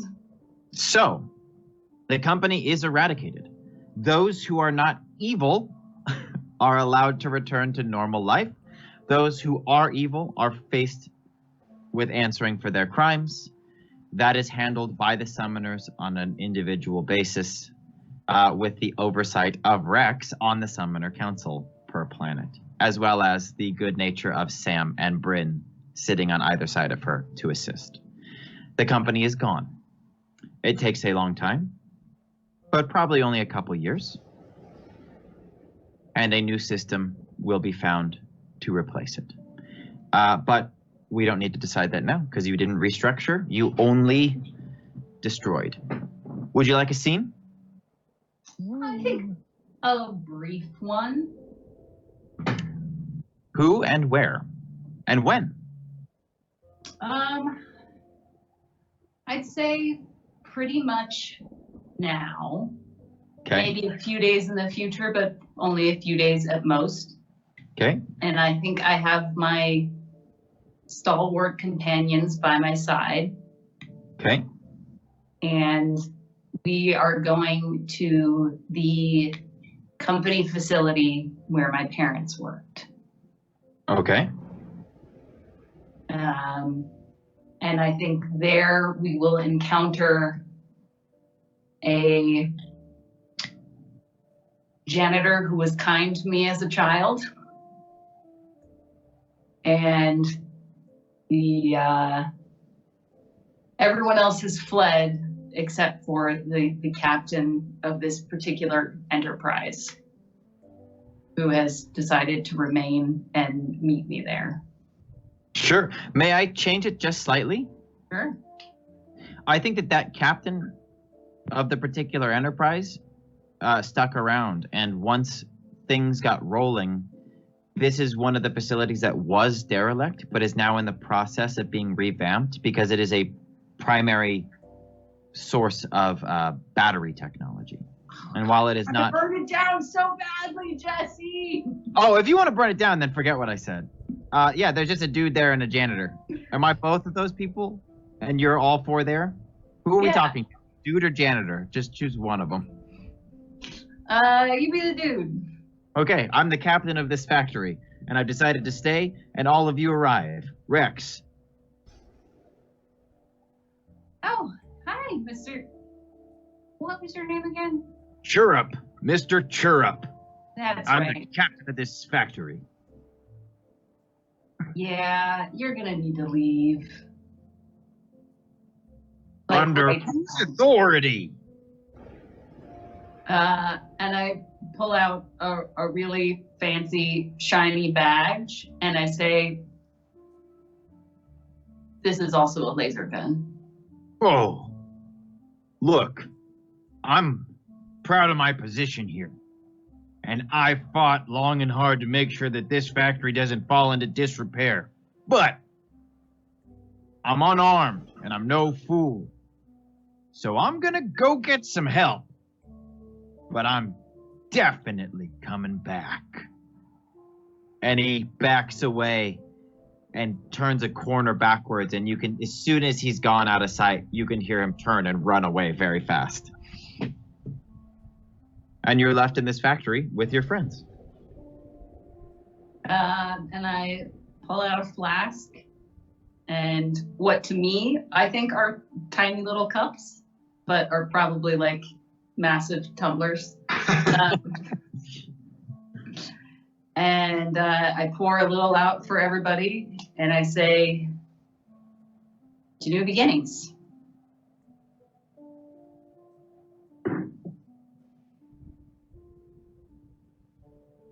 Let's see, everybody.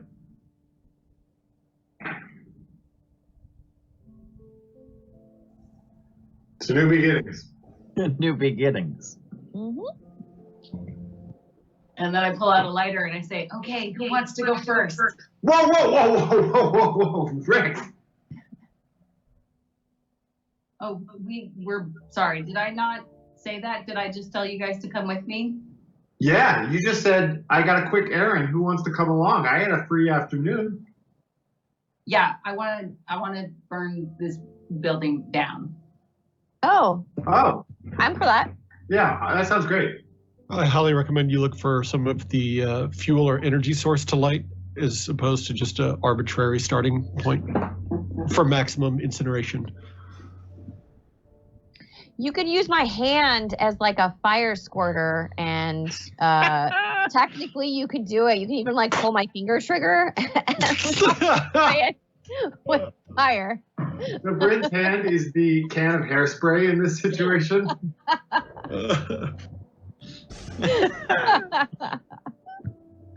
Yeah, you easily find this like stack of flammable materials that they use to power much of the machines in the factory.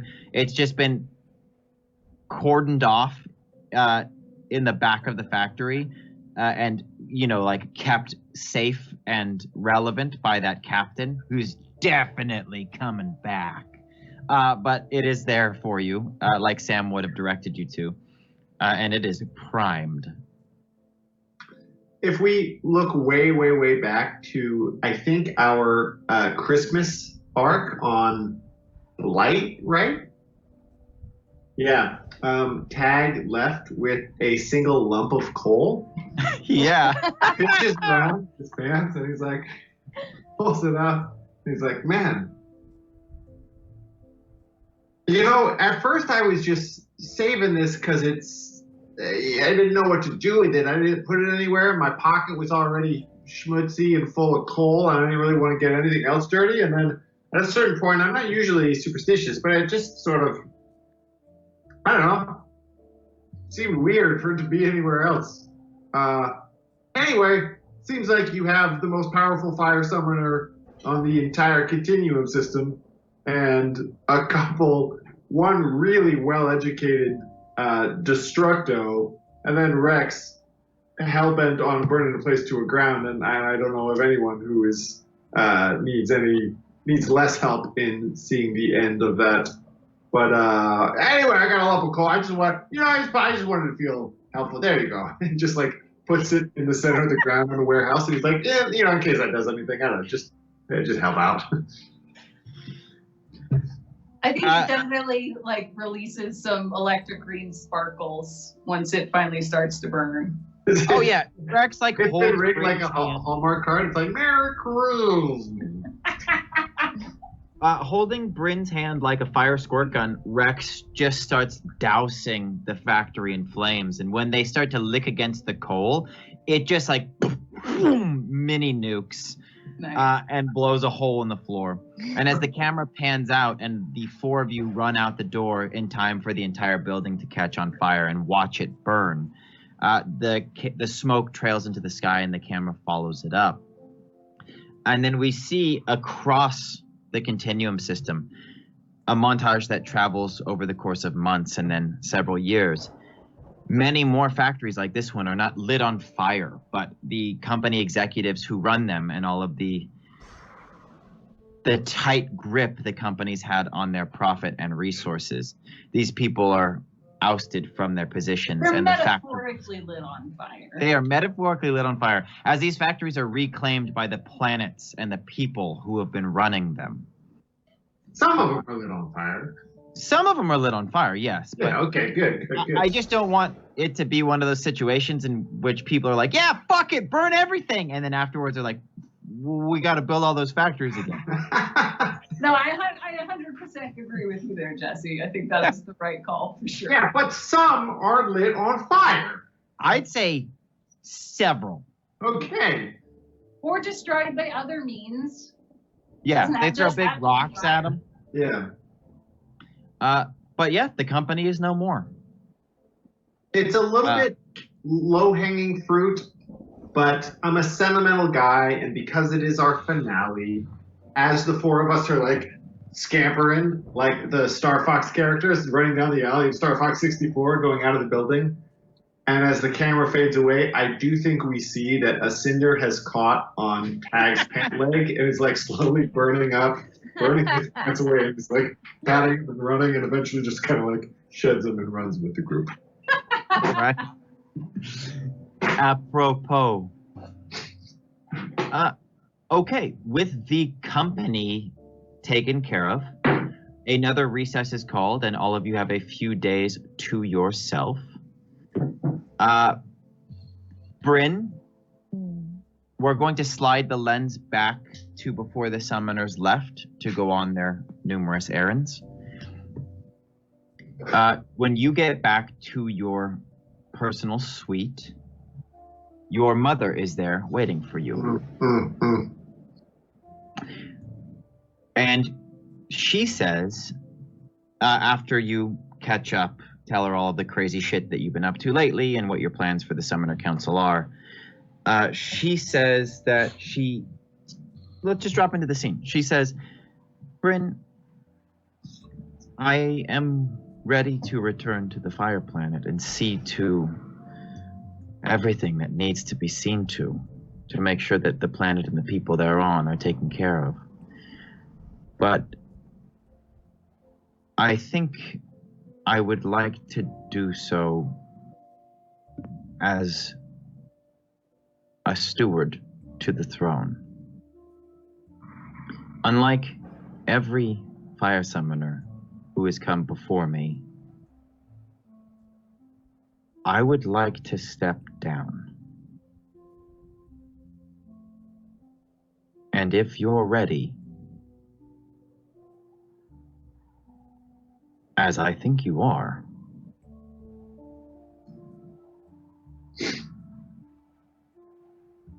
it's your turn.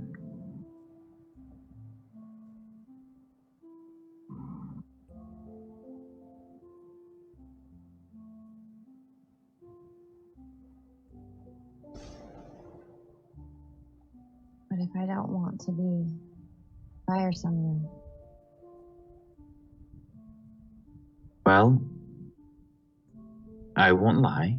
I will be disappointed. But it's not my decision. You see a change in this system, and you are making it happen. I wouldn't presume I could impose on you the old ways of our family's line or the way that we have done anything in the past. If you truly mean to rewrite the future of this system, I will not stand in your way.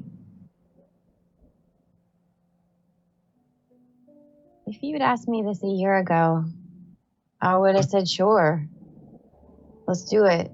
But that was before I got out and saw the continuum and its people, and I feel like I can serve so much better if I'm not stuck in one planet.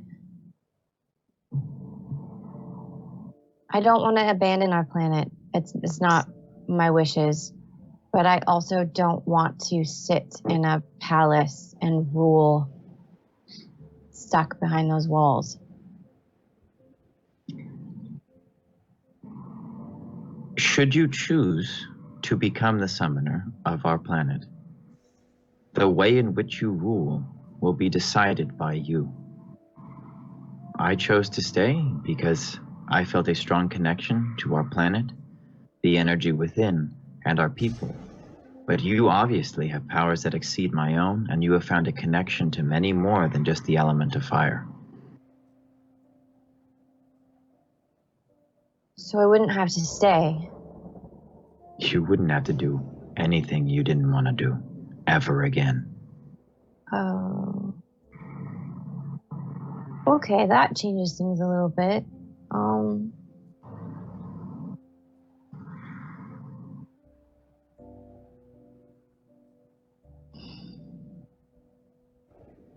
All right. I don't want you to stay in a position you don't want to stay in. I think it's going to require me to have somebody on planet that can take care of things while I'm gone. It can't be me. I will help with the transition, and I will do what I can to get our planet back on its feet, but I have to leave, Bryn. Why? Every summoner who's come before has met the same fate. We are consumed by fire. I have felt myself growing closer and closer to that with each passing moment. And as she says this, you recall her blowing the wall out of the manor and several other instances of a loss of temper. Those are symptoms, but they are not the extent of them. Should I stay, I will end up hurting myself or you or our people or destroying the palace as I have done once before and my mother did before me. I will destroy everything within my reach.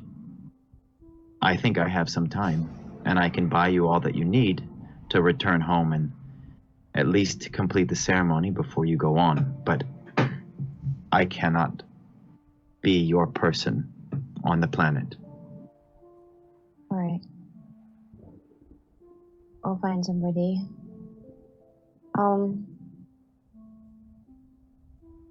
I don't think I'm gonna have kids. I don't blame you. I don't want to pass this on to anybody else. I don't blame you. Okay. Can you... This might be really personal, but can you talk about your time with the rebellion? How'd you get that patch? Many of us were approached. It was not hard to find an anti-company sentiment, and I pledged some resources and safe haven for those who needed a place to hide or build. There are several holdouts in the desert of whitecoats who are stacked against the company as we speak. What's going to happen to them if there's no That company? will be decided later.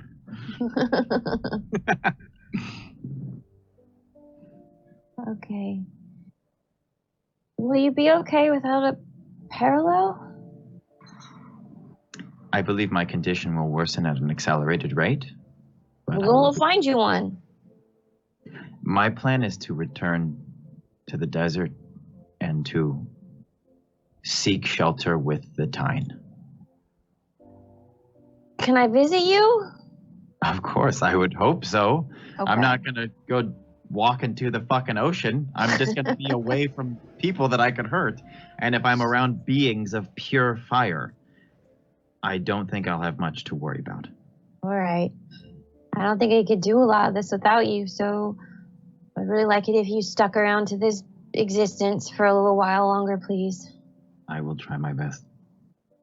Because I don't know what I'm doing. I don't know what I'm doing at all. I will be happy to consult from the safety of the desert. I will tell you, Bryn, no other summoner in our family has been able to access the other elements. And while we will never know, I like to think that they will help balance you in a way that no one else in our line. Don't get your hopes up, but there's a chance you won't go out in a big ball of flame. I can live forever? No. Oh.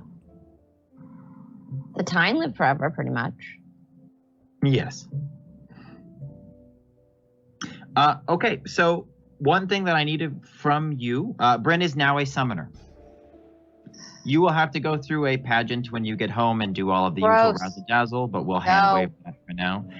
In authority, you are officially the fire summoner. Who will you choose to remain on planet when you are not there to oversee the day-to-day? I'm not doing it. I'm not. No, doing you've got it. too much other stuff to do.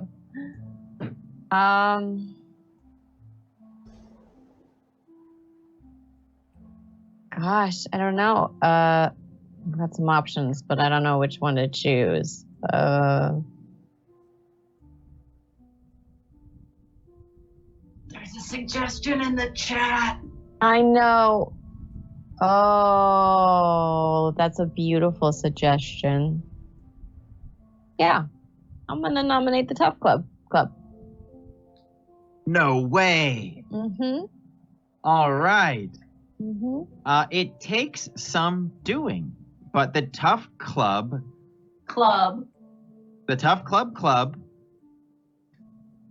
succeeds in getting their shit together and forming what could be considered a effective council of many different voices from many different parts of the city. And the Tough Club helps run the Fire Planet while you're away. It's so brilliant, chat. In Bryn's absence. I think that's a Merc all the way kind of thing. Yeah. Thank you, Merc. Yep. In Bryn's absence, which you will be able to handle in your victory lap, Bryn, what you are doing in your absence as a traveling summoner. But the Tough Club, they kill it. The planet prospers under them.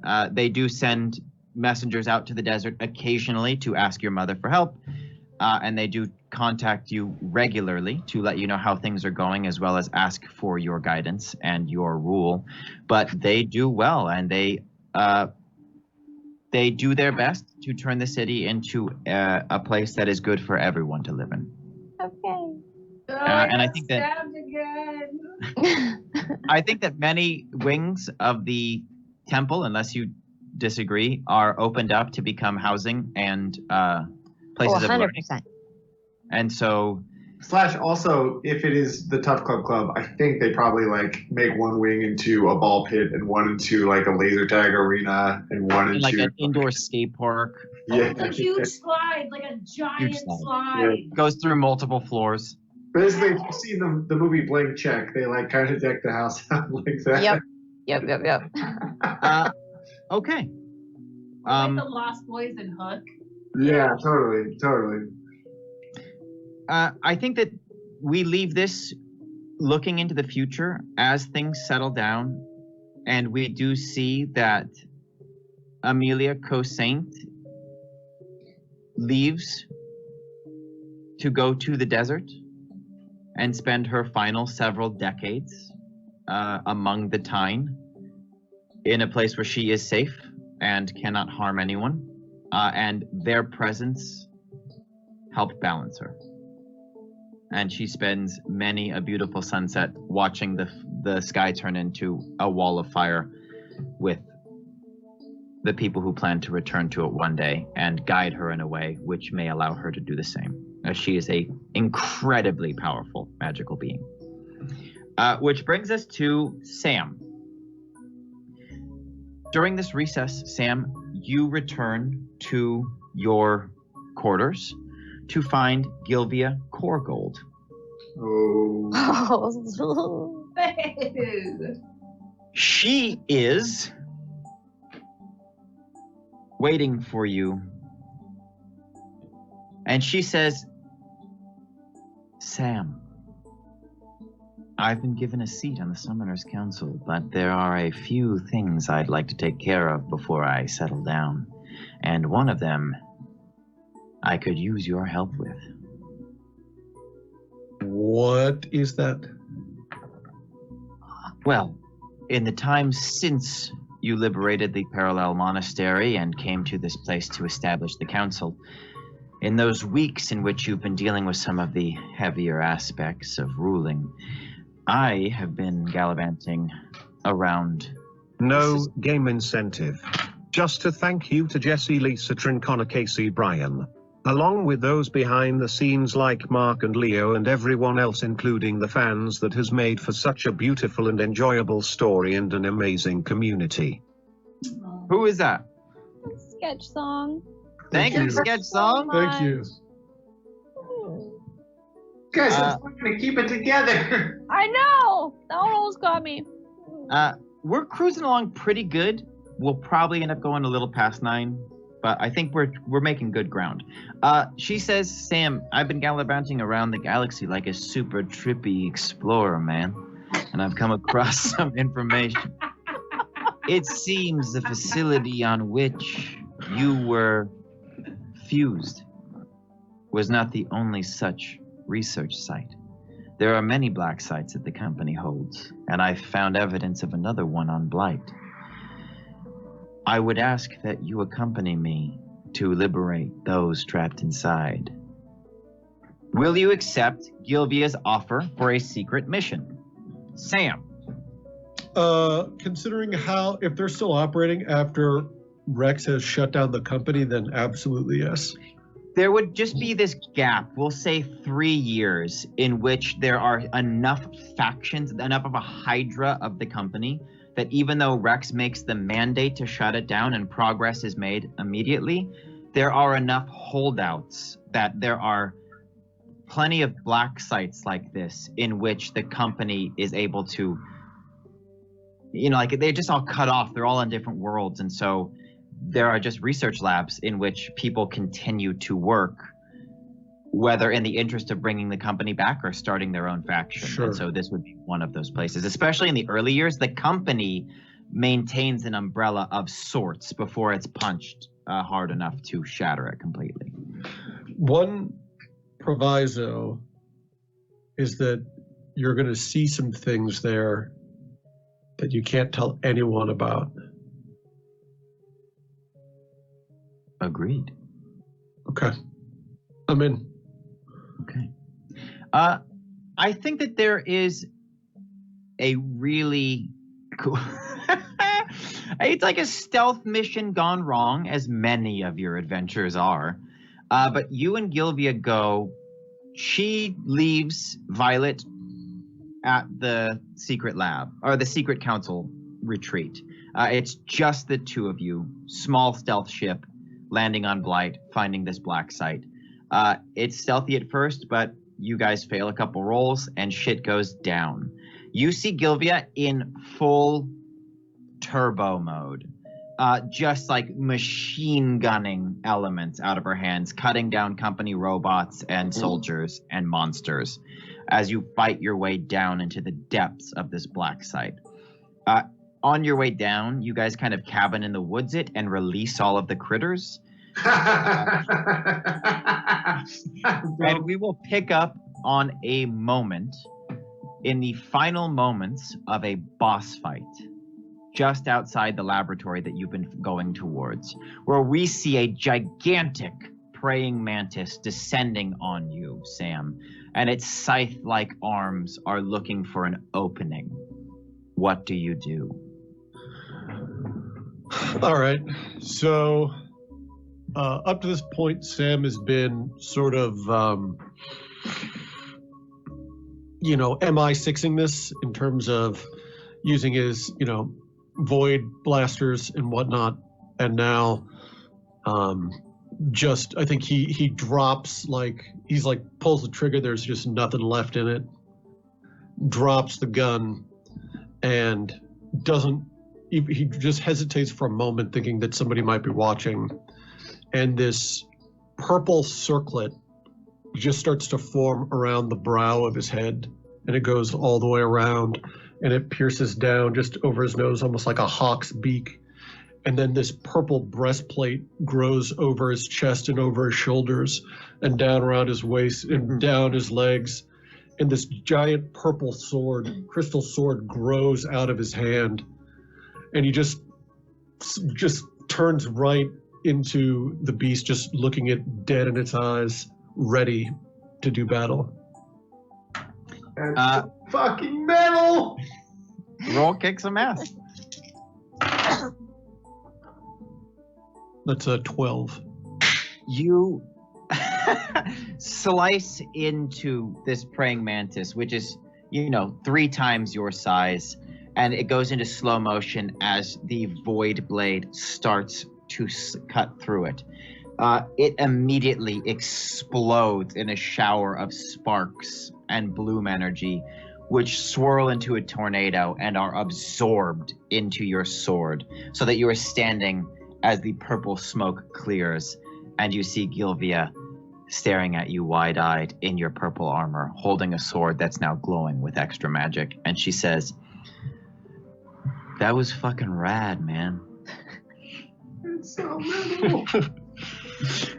So the lab that you're about to enter was described to you by Gilvia as a place where they were conducting similar experiments to the ones that fused you to Puck.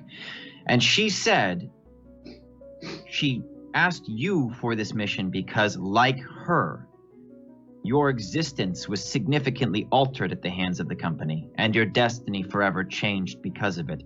And she thought if anyone might understand why she would risk everything to save these people, it would be you. When you walk into the laboratory, tell us what we see. So I think we released a lot of the major critters, but so those are sort of more like the Eric's animal experiments and some of the more unfortunate mutations results. And in the lab, I think we have what are sort of the access point to the choice specimens, the ones that are undergoing the most suffering because it was a successful trial. So they've successfully been transformed. So there's a corridor of about 5 or 6 rooms, like entryways to rooms, people in various states of malnutrition and just, you can see that they've been tormented for just weeks, months, some of them maybe even, over a year. And Sam just starts walking down this hall, and he just starts with all the energy from the mantis and the blade, he just starts walking by, slicing through the comm boxes and the lock boxes on the doors, just walking down the hall, slicing one after the other. And the doors start to open, and they sort of dubiously move towards the door, kind of, trying to figure out exactly what the angle is. And Sam gestures to Gilvia, and I say, "We are like you. We were brought to a place like this and transformed like you. And we have been freed, and now you are free. And for those of you that have been displaced, I offer you a new place to learn from those who are wise and have seen the galaxy and intend to travel the galaxy even more." I just gestured to Gilvia.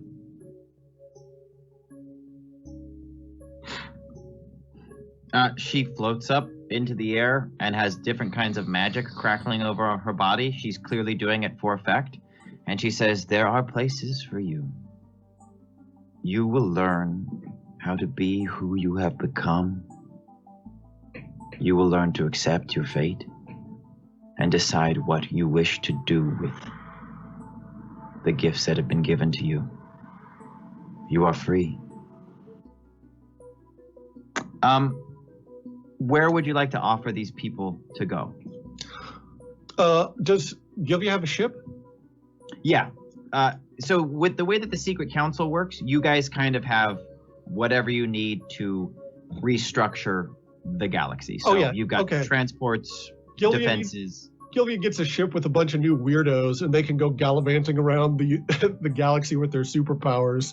It's just like carte blanche of weirdness for these guys. Sure. We're going to have you roll plus magic. Okay.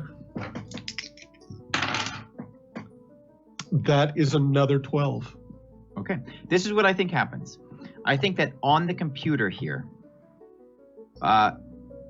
there is someone who was captured who is excellent with hacking. It's why they were picked up by the company and punished this way. They are able to tap into like the archives of the company and break into the encrypted sections that deal with all of the black sites. And they are able to pull up a list and locations of all of the remaining laboratories. And so Gilvia, with her new mutant squad, goes around the galaxy for the foreseeable future as a summoner with, all of the privilege that entails, and liberates laboratory after laboratory after laboratory. I think that Sam accompanies her on some of the more personal locations, but for the most part, it is a success. Gilvia Korgold and the Super Space Mutants. Yeah.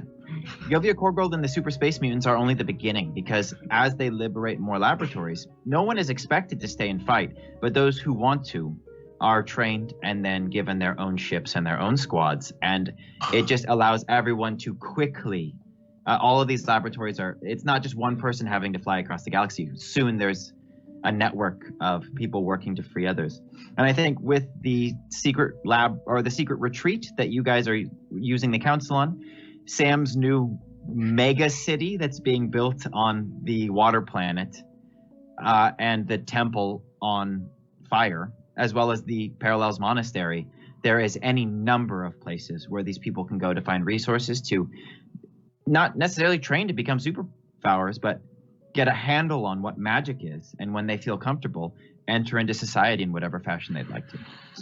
I think we found our spin-off if we ever need one. Okay. So that will wrap up the secret laboratories of the company and Gilvia Korgold. Which will bring us back to... Let me just give me a second to look at what we got here. While you're doing that, say, Sam, that void armor hawksuit thing is so tight. It is the secret that Sylvia had to keep. Okay. Bryn? Yeah. A couple days after you have a visit with your mother, she is about to leave and take her attaché with her. So Gwennig comes to say goodbye. She comes to visit you in your suite and knocks on the door. Not expecting anybody. I open it. It's Gwennig, and she says, "Summoner." Hi. You actually saying goodbye this time? Like face to face, not just like leaving me at a station? You're not gonna ruin I'm this, just are you? Kidding. I'm not bitter about that anymore at all. It's fine. I came to say congratulations, and yes, I did come to say goodbye. Thank you. It's wild. Weird. So much has happened in the last year. I feel like I grew, 20 years worth.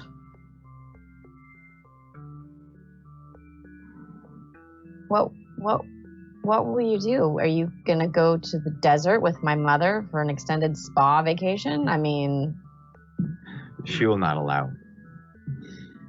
I plan to return to the Fire Planet with your mother and assist her in maintaining until you return. I hear that you've elected the Tough Club to take over the administrative duties of the planet, so I imagine my hands are going to be full. With your permission, I would ask that I do finally go home and assist the Tough Club in whatever they need with running the planet in your absence. I have a lot to atone for, and maybe this is a start. look, with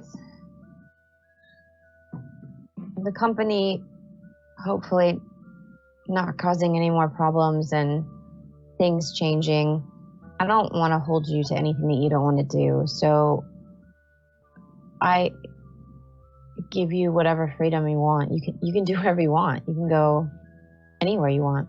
You don't have to go back to the Fire Planet. I think I'm ready to go home, Bryn. Really?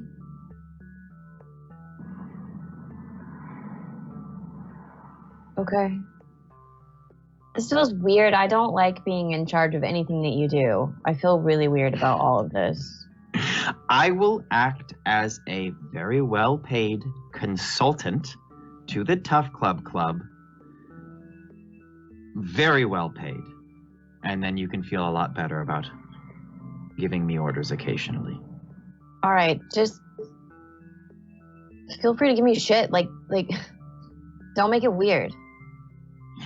To be fair, you are the only one who has repeatedly made it weird between us.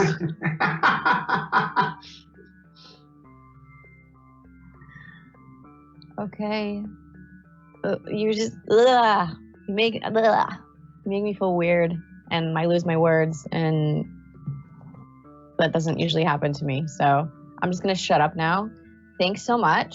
The congratulations meant a lot. I'm glad you said goodbye, and I hope you have an easy transition back to the Fire Planet. Thank you. She gives you a kiss on the cheek and then goes to get on the ship with your mom. Gwenig will return to the Fire Planet to assist in the administrative duties of the Tough Club's glorious reign. Okay, that is Gwenig. I think that just as a very small tangent, Tag kind of like passes Gwenig as she leaves, and Bryn is still in the doorway. Did you make it weird? No, She made it really weird. You made it weird, didn't you? Tag, you're not helping me. That keeps walking. Okay, we're going to do a group decision now. Everyone is called into the chamber to greet the next guest. It is Corvix Filibust, the now head of the Whitecoat Rebellion. Would you like to legitimize the Whitecoats as a faction which will move forward in the new system as a deciding factor, or disband them? Right now, they are on the cusp of having enough infrastructure and organization and communication, now that the barriers have all dropped, to actually become an organization. With your blessing, they could do so. Their specialties are science, or you can disband them. Bye. What were these guys We got all one about? vote for disband. This was during an arc where we had a lot of factions. I never quite. That's Their true. ethos didn't really sink in clearly with me. They're just a nerd army. They were bent on taking down the company and the Morellis to gain control of the Void Planet. But because Corvix Filibust has become the head of the entire organization, their main goal was to rebel against the company. They were trying to get the OSI device. They were going to do bad. They're not good guys. Okay. You happen to have a representative from the White Coat Rebellion who was a dickhole. He might not represent all of them, but he is the face of the organization, and he was a dickhole. We're taking the whole system down. Can we just repurpose them? I think that Casey's vote should be considered as well. Okay, well, I mean, fine. Make them all Apple geniuses. That's fine. Just. I get the sense that here's my pitch would be like they've essentially been look, I'm gonna kind of like make some easy nerd jokes here, acknowledging that we've just done a sci-fi TTRPG for over a year and are the nerdiest bunch there is. But I think that like these guys have essentially been like just like doing a LARP for a very long time and asking us to legitimize it, and we're kind of like, nah, you guys are playing dress up, and if you want, you can keep doing that if you want, but like, you're not a real king. Yeah, I guess without the OSI device, I mean, what power do they even really have? I think he would just say, if you are looking to destroy company down to final atom, we are prepared to assist you. If you legitimize our organization, in exchange, we help you dismantle vestiges of company. What if we do that, but then you have to live on Blight? What a stinky solution for Corvix. And try to figure out how to make that a viable planet. Oh shit, that's actually, I personally like that a lot. Yeah. Because Blight has a very small population and has been really fucked up to live on. Right. So in exchange for a planet to go and colonize and have the greatest scientific challenge this system's ever seen, Corvix will lend you all of his power to help destroy the company. Hey, all right. Okay, this is going to be, you may elect anybody. It will be a lore roll. Bryn's got a roll. It was her idea. Good idea for sure. What a great idea. It's like sending Khan to that desolate world. You know, from Star Trek. So their scientific mission is like find a way to terraform Blight into a resource of good and used for the Heck yeah. solar system. Yeah, I think that the way that I would spin it is that they are not the challenge, the worthy challenge of the greatest nerd army in the entire system wouldn't be to change Blight into something different. It would be to embrace what Blight does and just make it more hospitable in line with its natural qualities. So they're not trying to transform Blight into something else. They're just trying to learn to live with Blight. Yeah. It will be very difficult. Counting on it. I rolled an 11. Okay. They do it. They are a big part of Rex's plan to dismantle the company to its final atom. And years I later, didn't mean vaporize people, guys, just to be clear on that. they work for you, and you rolled a full success, so they will do it in whatever way you decide. You say that, and Corvus is holding a giant. It says like vaporizer ray. He's just like, oh, yes, of course. This is for a talent show later. They are successful in their campaign against the company. It takes many years, but in their quest, the I love this show. #Rex. Hey Rex, who was that? That's Sue gave Rex a point. Thank you, So, Sue. Thank you. War drives innovation, and so over the course of the war, they develop much of the technology that they eventually use. I think it takes hundreds of years, but this community that forms on Blight is science forward, and they spend all of their days working towards bettering this planet for the people who live on it. And many of them become those people. Generations of families live on Blight, and Blight sees a resurgence and becomes a more active participant in the new continuum system, which is taking shape. And the Whitecoats win. There's 4 days every year where they host BlightCon, and it's the dopest convention in the galaxy. You come far and wide to be part of this massive kick-ass lark that they throw. Oh yeah, and Herbert Pervert headlines. For sure. Herbert Pervert's a huge nerd. I think to tie it back in, a lot of their success is derived from the Malice's presence on the moons around the planet. And once they tap into that, it really defines where their work heads.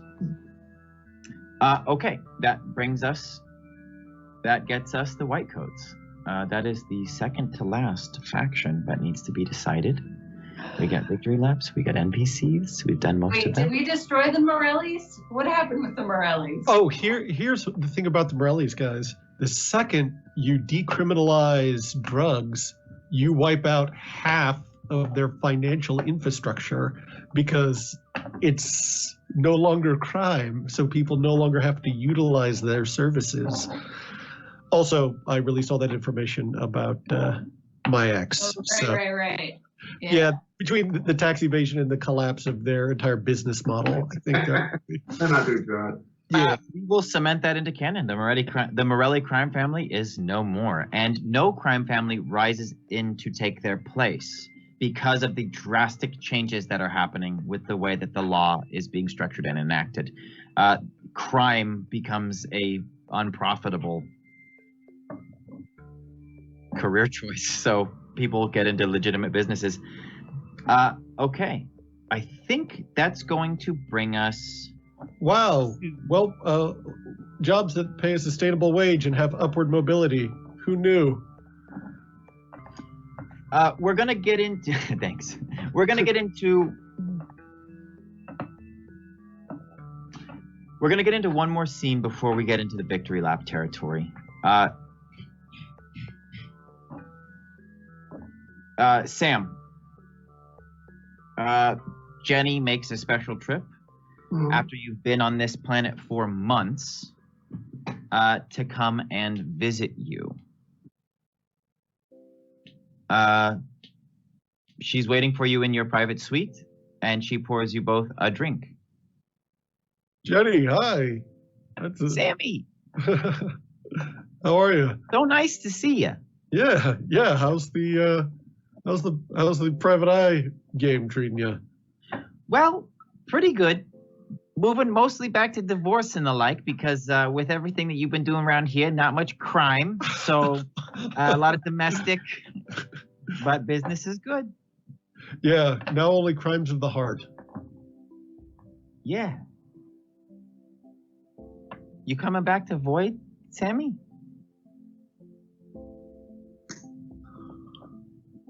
Well, I'm going to be on water for some amount of time. After that, I don't know. I don't know. Maybe? I don't know. Aren't you gonna miss me? Of course I'm gonna miss you. You're great, you know? Yeah. I just been there all along, you know, holding down the fort.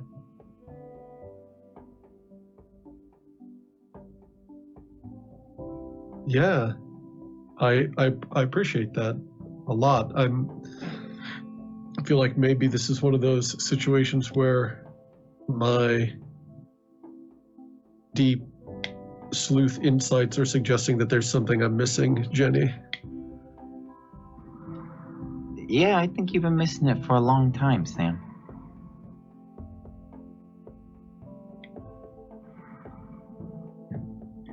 Ah.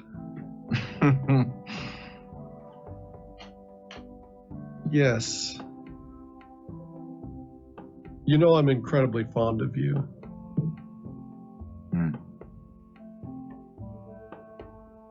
I think you are immensely good.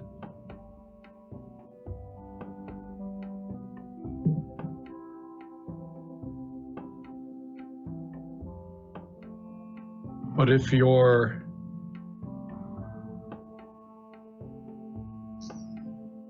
And I'm so glad that we've been as close as we have been.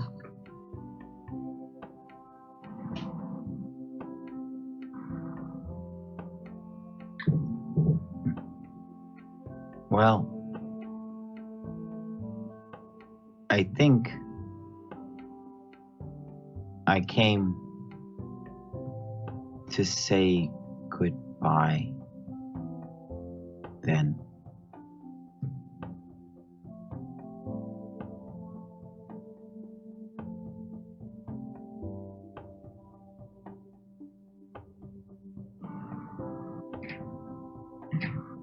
Goodbye, Jenny.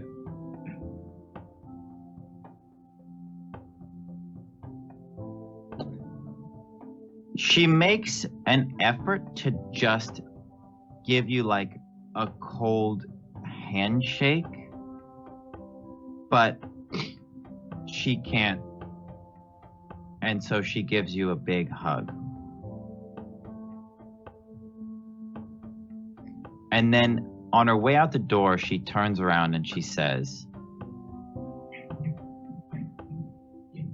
I just think it'll be easier this way, Sam.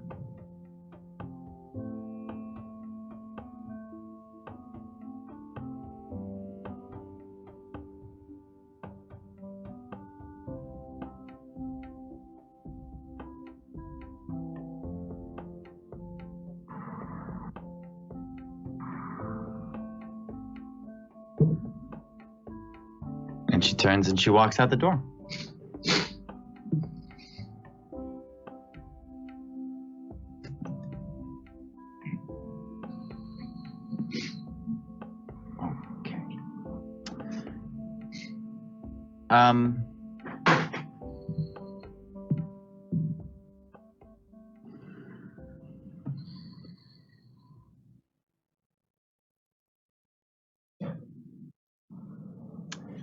You will need to make one more group decision before we move into the victory laps. And while there will be one moment that happens, I don't even think it needs to happen during this.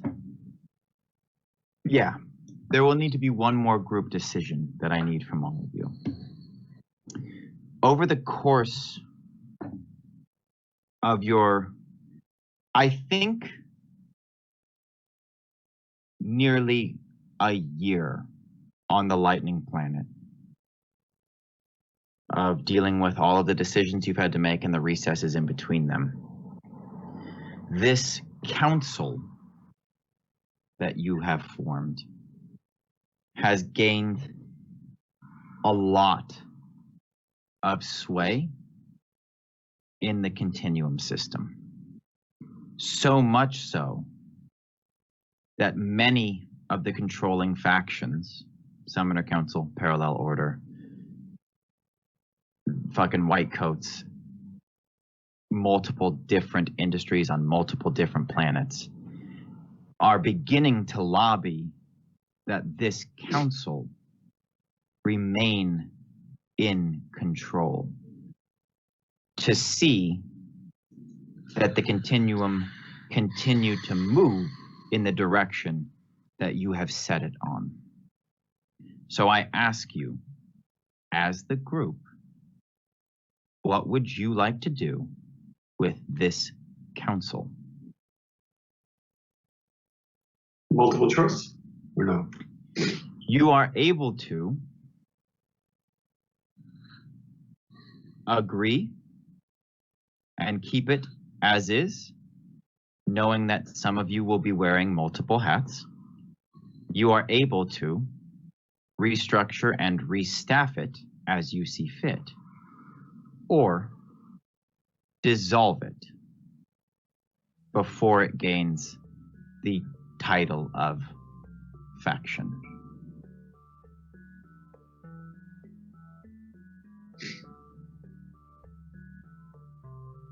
I have my vote.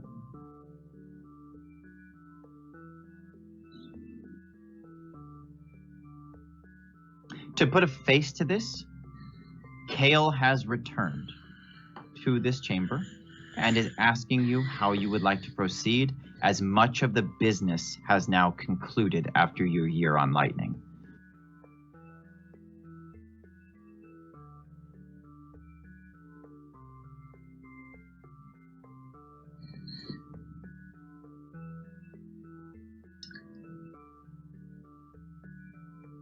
I think that Kale says this to the group and then gives us a moment, gives us the room alone. Mhm.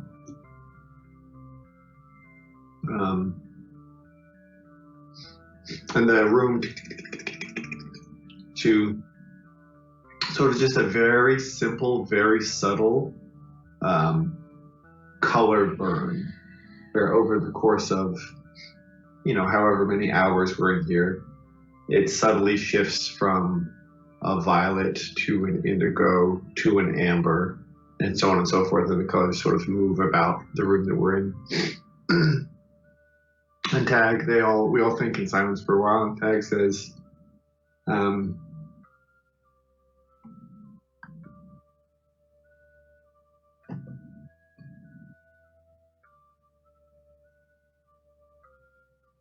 transitions are hard. Big ones especially. I haven't dealt with too many in my life, but I have dealt with some. And I say transitions instead of goodbyes because goodbye, that word feels like it knows too much. How do we know it's a goodbye? We know that there's a change. And I remember when I first left the monastery on Silver Celesso, I spent so much time thinking about what I would miss. Missing the place, being without the place, leaving the place. And it occurred to me that missing a place, missing something, can really split into two categories. You can miss the thing itself, where it exists on a map, the buildings, the brick, the stone, this one tree, that one tree, this bridge, that bakery. And if that's the case, well, those things aren't gone. You can go back as much as life lets you, and you can walk across that bridge. You can put your hand on that building, run your fingers across that stone, that brick. You can sit under that tree. And the other category is the relationships, the people, the experiences that you had in a certain place, the memories that you made. And you can't really miss those because those happened and you take them with you. When I left Silver Celesso, that doesn't mean that I lost the time that I had there, the friends I made there, that shaped me, and that can't be taken away.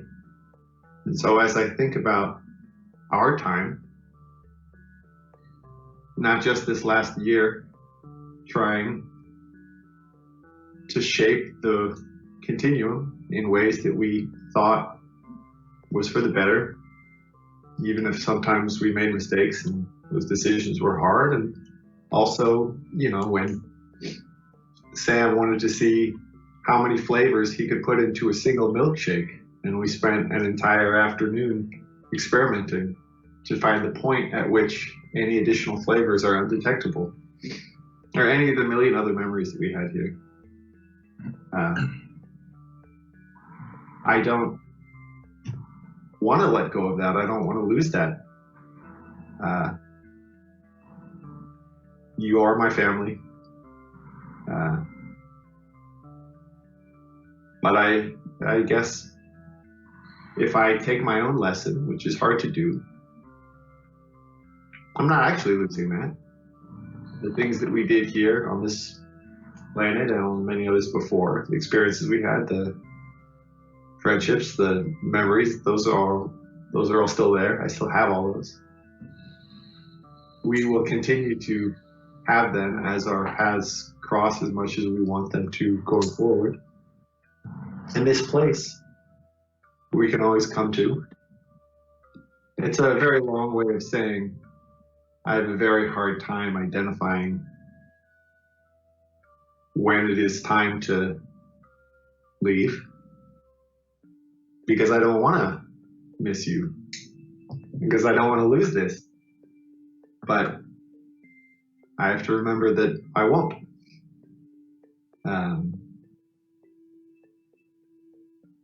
I can choose not to, I hope, in how my life plays out.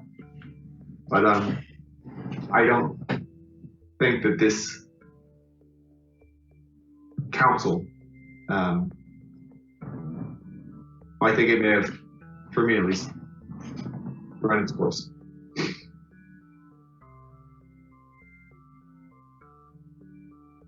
I second the disband.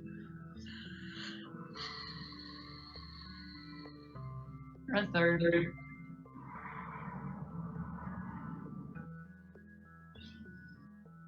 So, just to talk it out a little bit, we disband the Summoners Council and each planet fends for themselves?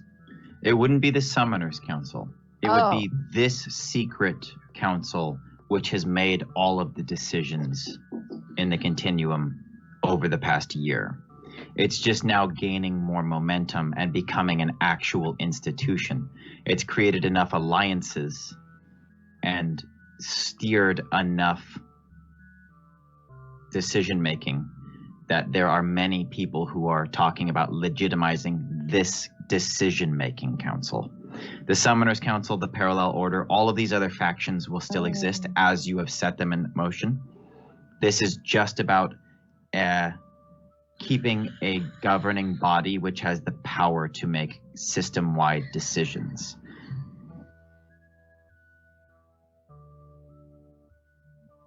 Well, I guess the whole point of us coming together with this was to put into motion plans and changes. And if that's already happened and we're seeing progress, then I don't want to disband. That makes me sad. Me too.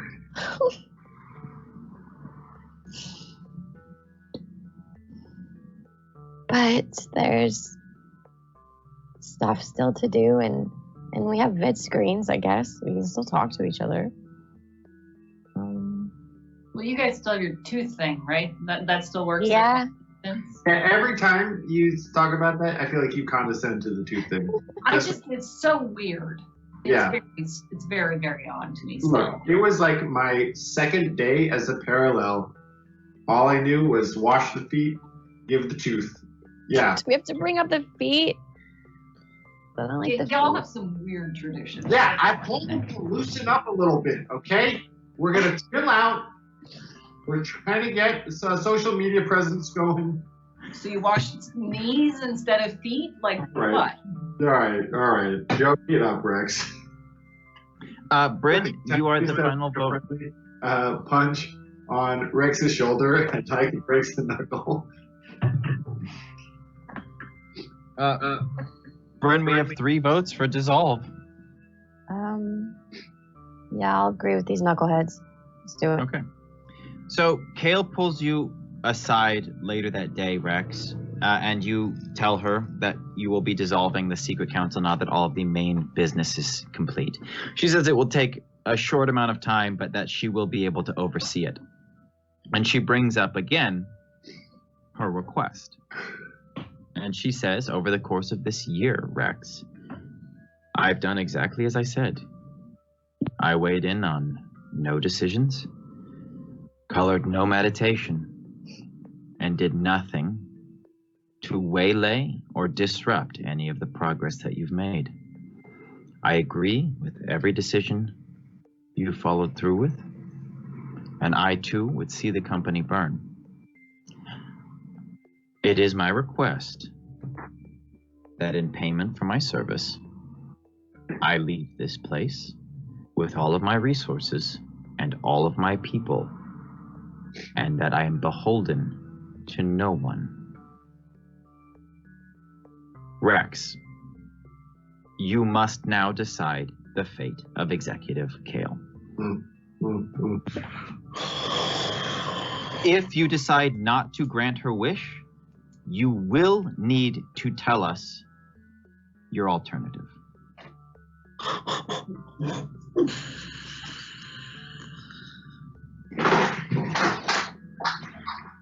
And what happens if I say no? The decision is yours. You will need to roll regardless of what happens, whether you say yes or no. You may use tough and any of the bonuses that you've gained. So I think that the odds are in your favor to see through what you want.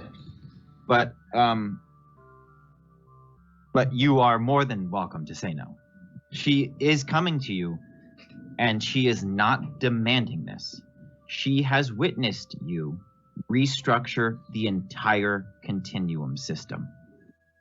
She is asking for a favor in which you, Rex, as the interim leader of the Summoner Council, and the current Admiral. 1/4 admiral, the admiral of the Haven ship, and also the 1/4 of the decision-making body, which has restructured the entire system. She's asking for you to give her that executive card, because if it comes from you, it means something. If she strikes out on her own, she may as well be striking out on her own. So it is your decision, but you must make it.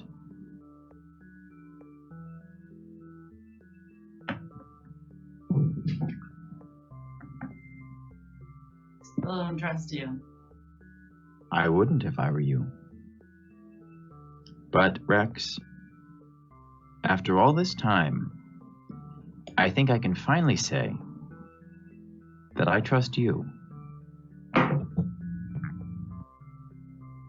I may not trust you, but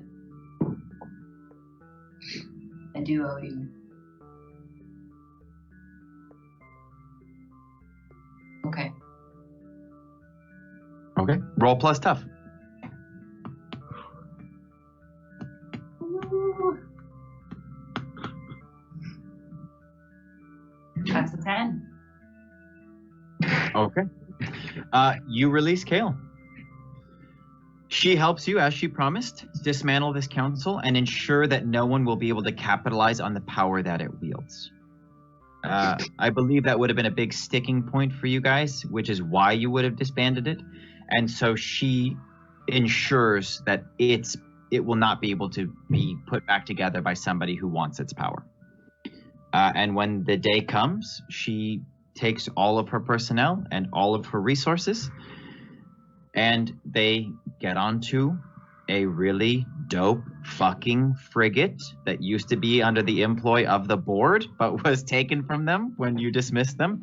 And she blasts off. I was kind of hoping I would fail that roll just to see what happened, but... I think that before we get into the victory laps, we will vault into the future and put the lens onto what happens to Kale. In a dark corner of the continuum system, Kale begins to... we see her staring out a window of a space station. There are no celestial bodies in sight. She seems to be in dark space. She is watching the construction of a very large vessel being built in space. She is building a new company, and she is building it in her image. But her image has been drastically changed over the course of this year and the events leading up to the secret council that she helmed. The endeavor that she is undertaking will take more than her lifetime.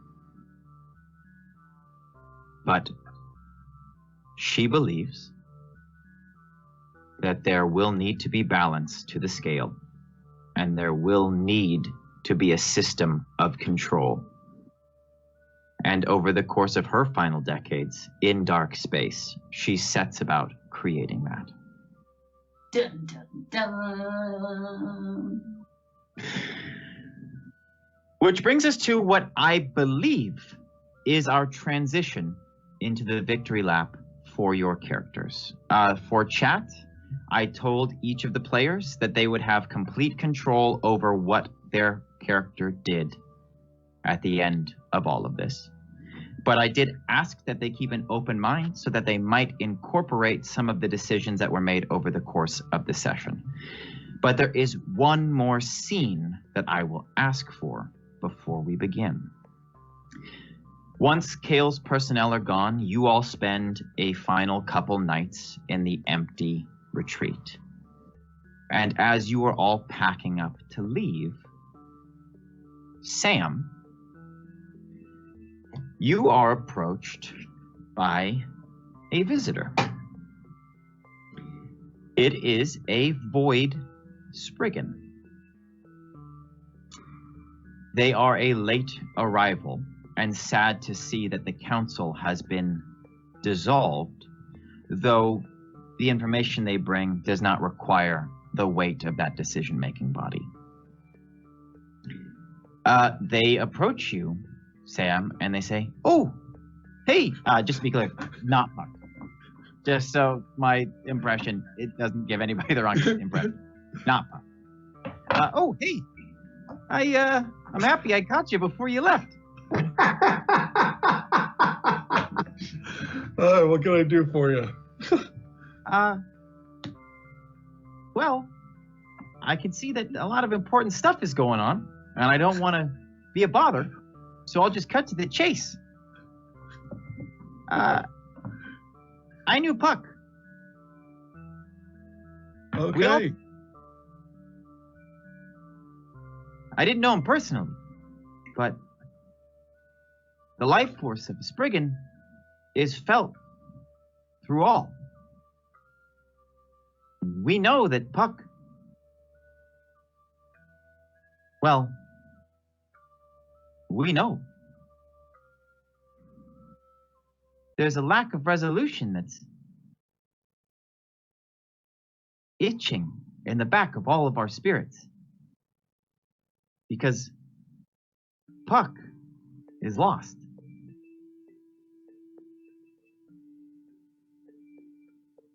I have information for you.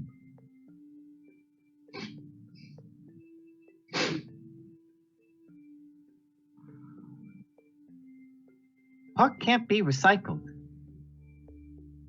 unless he returns to the source. Now, I elected to bring you this information because I wanted to make sure you knew a few things first. Spriggans are eternal. We have some experience with waiting around. I don't think there'd be any rush for you to make a decision because I can see that you've got a lot to take care of. And I think that Puck would want to make sure that you do. But in order for Puck to return to the source, you'll have to as well.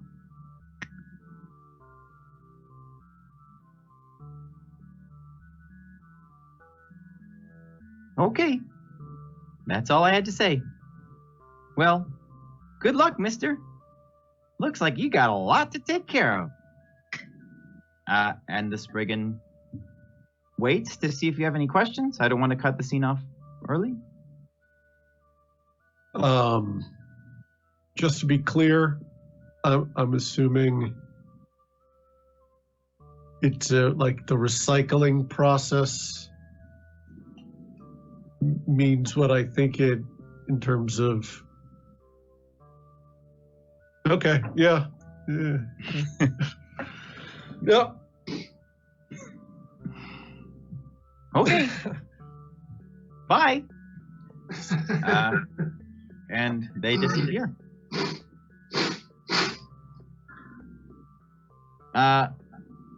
We're going to transition into each of your characters' victory laps.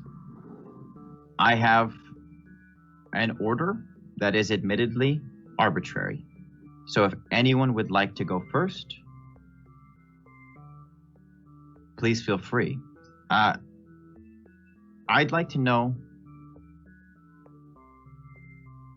in any amount of specificity, what your walking into the sunset looks like for these characters, because I have loved watching their story, and I personally and selfishly would like resolution to that story, because it's one of the more powerful ones I've experienced in my life. So you can tell it however you want to. You can also feel free to call for any scenes that you think would juice it up. If nobody wants to go first, I will just call upon you. Any takers? I would like to ask, at the end of all these victory laps, if we could just see the scene of maybe breakfast before we all ship out, or maybe it's after dinner the night before. Sure, absolutely. I will make a note.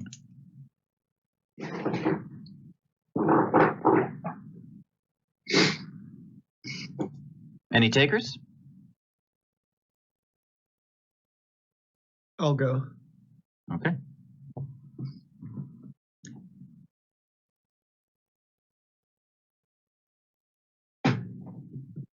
Oh, it's just just give you guys the final. Oh, okay.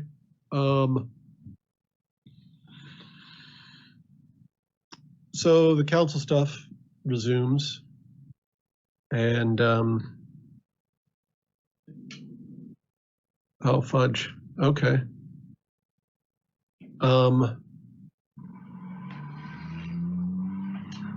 Sam eventually goes back to Void, and he goes to that jazz club that he used to play at, and he pulls like an all-nighter on the clarinet, just until his lips feel like they're going to fall off. And he watches the sunrise, and he just walks through the city listening to the sounds of it. And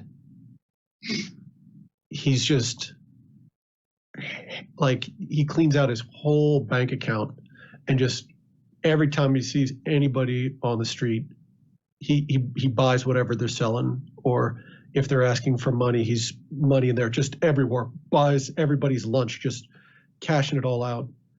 That night, he goes to a ball game, and he pays for seats on the third baseline, the closest he's ever sat in a ball game. And as the sun starts to set, he travels out into the country, some sort of like hover space bike. And he's traveling till it's pretty late, and he gets to this giant pool of purple liquid. It looks like some sort of popsicle lake, grape popsicle lake. And he gets off the bike and he just, there's like all these like fireflies everywhere. He just starts walking out onto this lake, and he doesn't sink into it. He just starts walking across it. He just stands on this thing, and he just hears this voice going, "Oh, hey, Sim."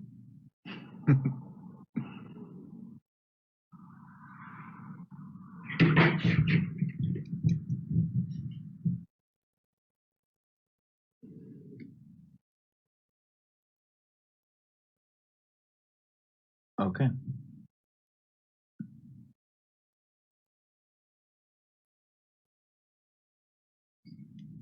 Who's next?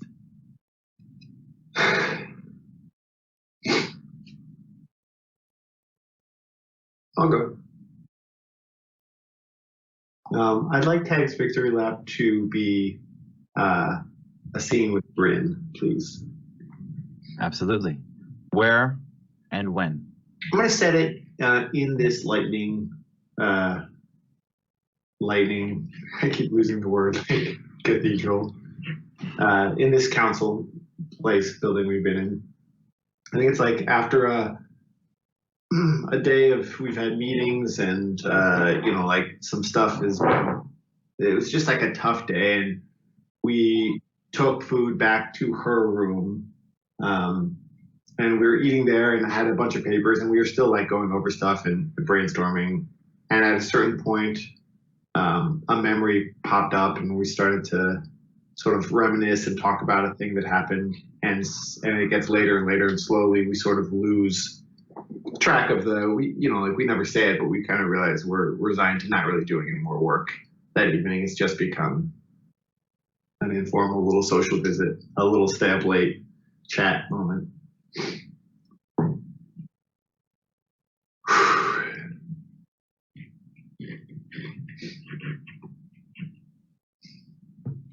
Well, there's a lot going on. Yeah. But I mean, we're used to that, right? Yeah, we're used to it. I think we've gotten so used to not really having time to think because a lot going on meant some giant scorpion creature was lunging at us. And so it was a bit more of a instinctive, reactive kind of busy than a plan the future of the universe kind of busy.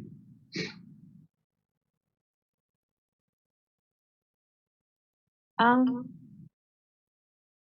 think I've thought a lot about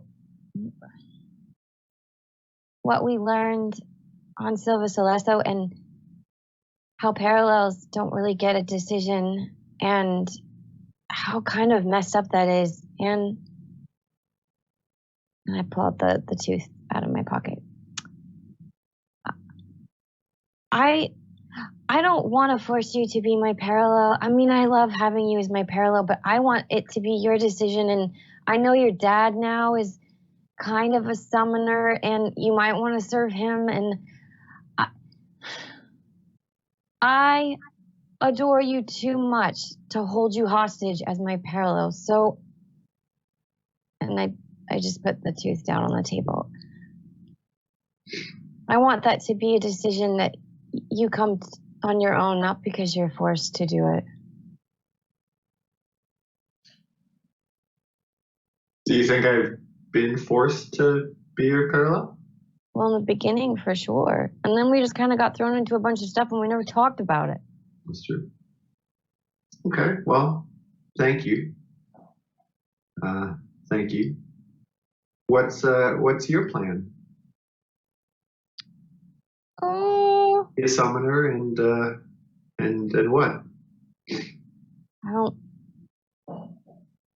really know. I feel like I don't know anything that's ever happened. It's never been planned. It's so much to think about and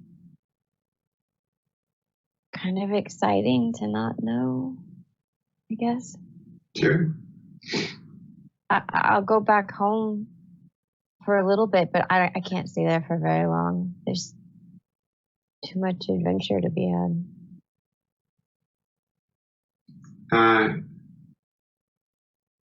Can I tell you a secret? Yeah. Yeah. And Tag picks up and holds the tooth, and he says, "So the tooth thing. This is actually very embarrassing for me to admit. I'm gonna ask your forgiveness right now because I've misled. You could even say deceived you.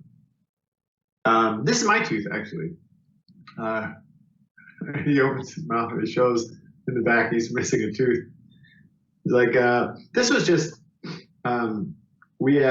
I was on Violet's shoulders, and then two other kids. We were basically doing the like on the shoulders fighting, and I clonked heads with someone else when Violet bent down and lost my tooth. Anyway, Ew. fuck, I can't believe I'm saying this. The Parallel Order doesn't have a tooth mind ritual. That's fucking gross. You just gave me a tooth? Yeah, well, here's the deal. You have to see it from where I'm coming from. I panicked. I was not a parallel. I got assigned essentially in the middle of the night, not really, but like to ship out and be your well-trained, knowledgeable, wise companion and guide. And I didn't want you to think that you just got saddled with some schmuck who had no idea what was going on. So I saw the tooth on my desk, and I just made up this thing because I wanted you to feel like we were connected in a real, legitimate way. With your tooth. Yeah, I don't know. I told you, Britt, I panicked. I just saw the tooth, and I thought, well, I'll tell her that this is like this parallel ritual, and then she'll feel connected, and that all the ways in which I couldn't make that connection on my own, and all the ways in which I couldn't be that support on my own, at least you would feel like you were getting the real deal thing. But what happened every time I touched the tooth and we actually like opened communications? How do you explain that? Because I have fucking psychic powers. And I used them. I wanted you to feel like it was sort of legitimized by some greater archaic parallel magic. I carried around your tooth in my pocket for a year and I tapped that shit thinking that it was gonna like. Well, it got to the point where I felt like I passed the moment to say something about it, and then the longer it went, the harder it felt like it would be to say something about it. Wow. So I definitely should give it back to you. I mean, it's your tooth. Well, I guess that's the kind of the conversation that we're having. I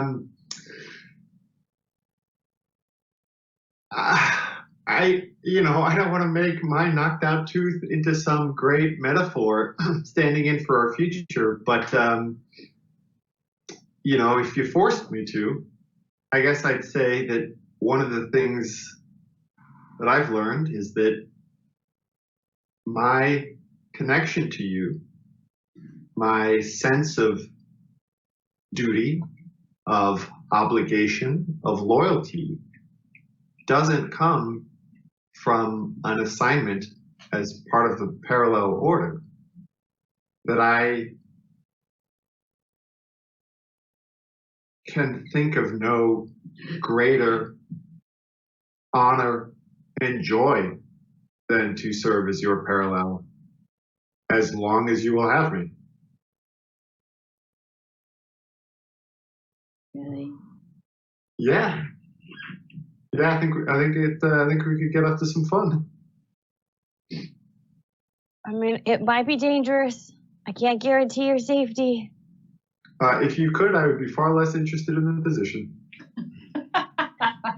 And there might be nights where we have a lot of space bubbles, and I might say some really embarrassing things and make it awkward. More embarrassing than starting a relationship with someone by giving them one of your teeth that they then carried in their pocket for over a year? Probably not. I think I can never top that. Okay. So that's okay. What? I think just to be clear about it, I think we should just fucking hang out and do some of the parallel galaxy stuff forever. Okay. Okay. But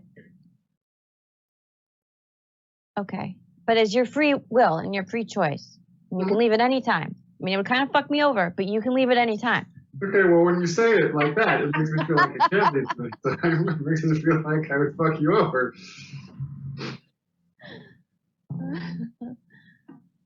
Yeah, that's my choice. It's a choice I'd like to make, but you know, it's not up to me. It's up to us. Okay. That's my hard sell. That's my pitch. Dad's okay with that? I guess I think it's real good. Dad, stop listening in on my conversation. How long have you been there? I heard the bit about the tooth. The whole bit about the tooth? Yeah, I heard you introduce the topic, and then I heard you discuss it at length.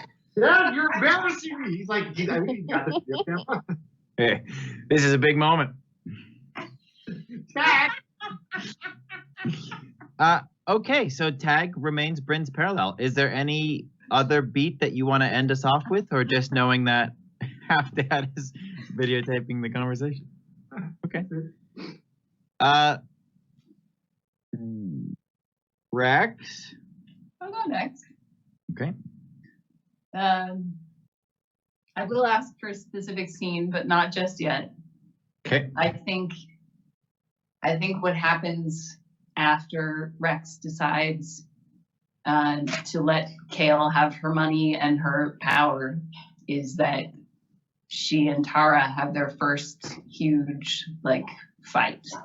They've had disagreements and butted heads and annoyed each other like all couples do, but I think that one's really, really huge. And I think Rex gets on her high horse, says, I owed her, I had to do this. This was my call to make. And I think Tara takes snacks and leaves.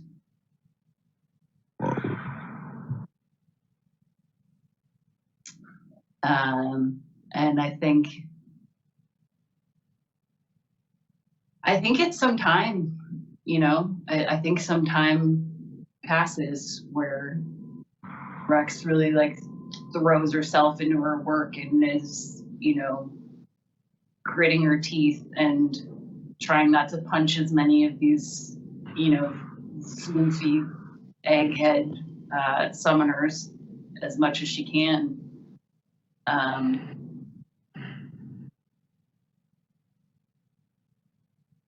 And I think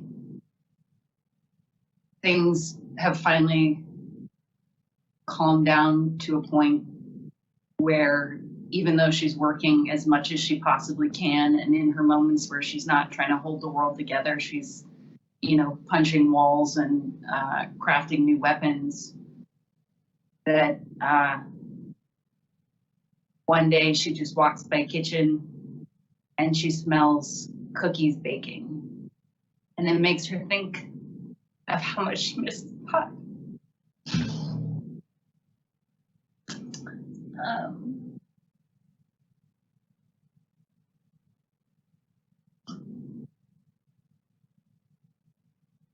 And really forces her to look at how she keeps pushing people away.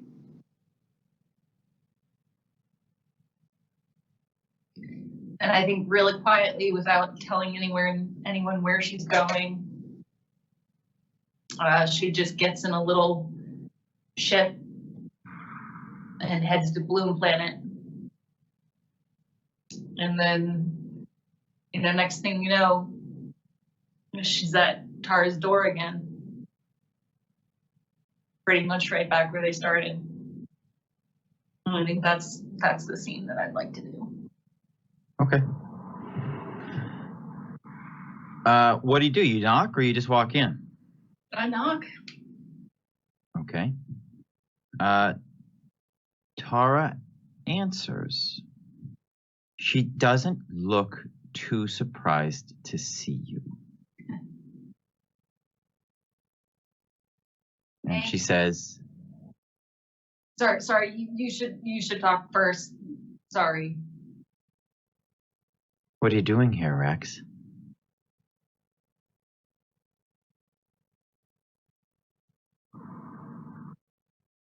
For the last 3 years, I've gotten to be like an avenging angel, and it feels great to be really righteous all the time and smiting all the evildoers. But when I'm alone, I just think about how much I'm deserving of that same thing.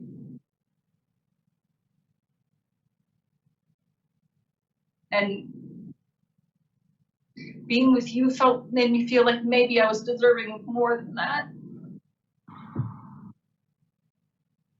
And I'm really broken.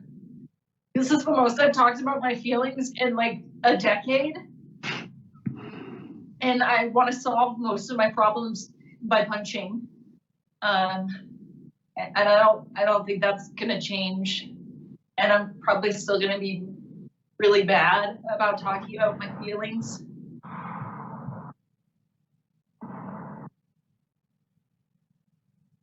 But when I think about my future, all I see is you. All I want is you. And I'm really sorry. And I totally understand if this is too much and you can't do it. I get it. I just I needed to say that I'm sorry. And I pull out the handle of that knife that she gave me, and I say, and I also felt like I should give this back, even though I never fixed it.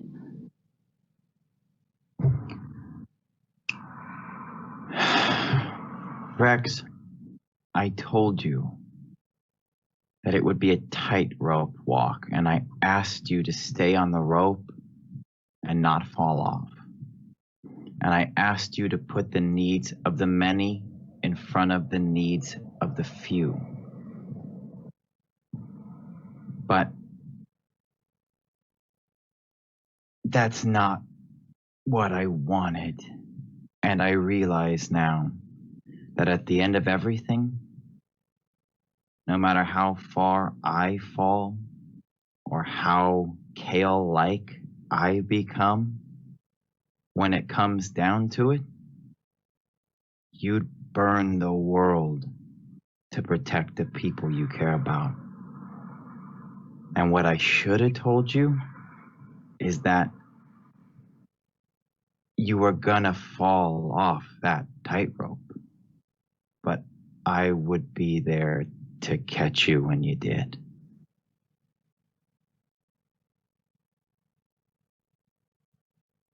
And she takes the little handle and she says, "This is broken, Rex. I don't want this." And she tosses it over your shoulder and she scoops you up and gives you a monstrous smooch.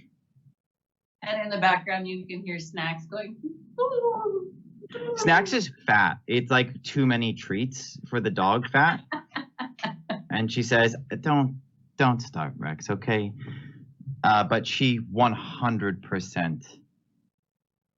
It's not that she forgives you. I think that the situation was too complicated for any one person to be at blame. I think that she's, more so than she forgives you, she's on the same page. And she steps aside so you can come into the little cottage and closes the door behind you.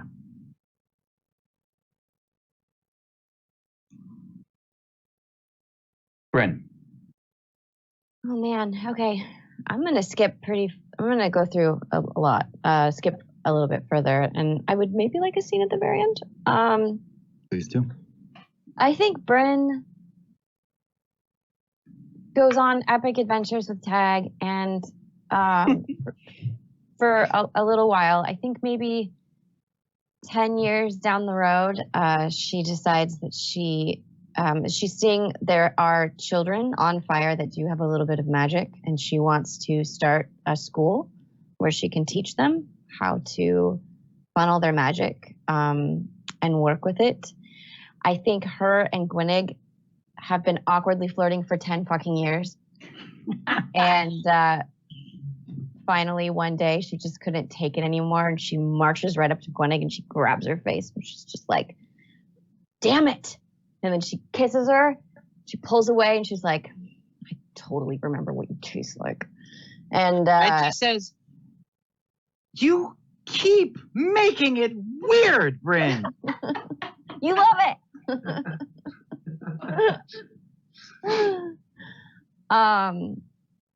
And I think Bryn leaves a really beautiful legacy. She doesn't have kids, but the kids that she teaches fill that void in her. And she has a great companion in Gwenig. I think that they fight a lot in a very endearing sort of way, and they challenge each other. And I see her when she's like 60, 70 years old. She's in her garden outside of the palace. And she hasn't been practicing magic quite as much, but it's still there. And she's tending to a little bit of flowers. And she creates a water flower, and it reminds her of Tag and that time that they had. And then all the hairs stand up on the back of her neck, and she senses somebody, a presence behind her. And she instantly stands up and turns around and has her hand ready for her staff. And it's Ira. And she's like, hello. And I would like this scene. Summoner. You look like you haven't aged too much. I haven't. What's your secret? Void magic. It is wonderful on the skin. I'd like to ask what brings you to fire, but I think I might have an idea. And I turn around and I look at my beautiful house. And they just go.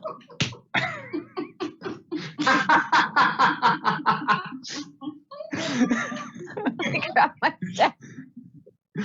This like swirl of purple extends, and they too are holding a staff of pure void energy. I look over at Tag's house, which is like across the way, that we kind of made, and we did the swoopy roofs just to kind of recall back to the place that you like. And I'm like, no touching that one. And they say, all right. And then nod to the temple and say, but you better evacuate that motherfucker because it's going down. Bring it. And the two of you clash in a summoner battle, and sparks fly. That's everybody, yeah? Yeah. I would like to give you the breakfast scene that you request on the day before you all head out. I think that the staff has left. And so I like to think that with Tag's expertise, he kind of facilitates a group cooking. And then you all sit down with this beautiful spread of food that you all throw together. And this scene is yours.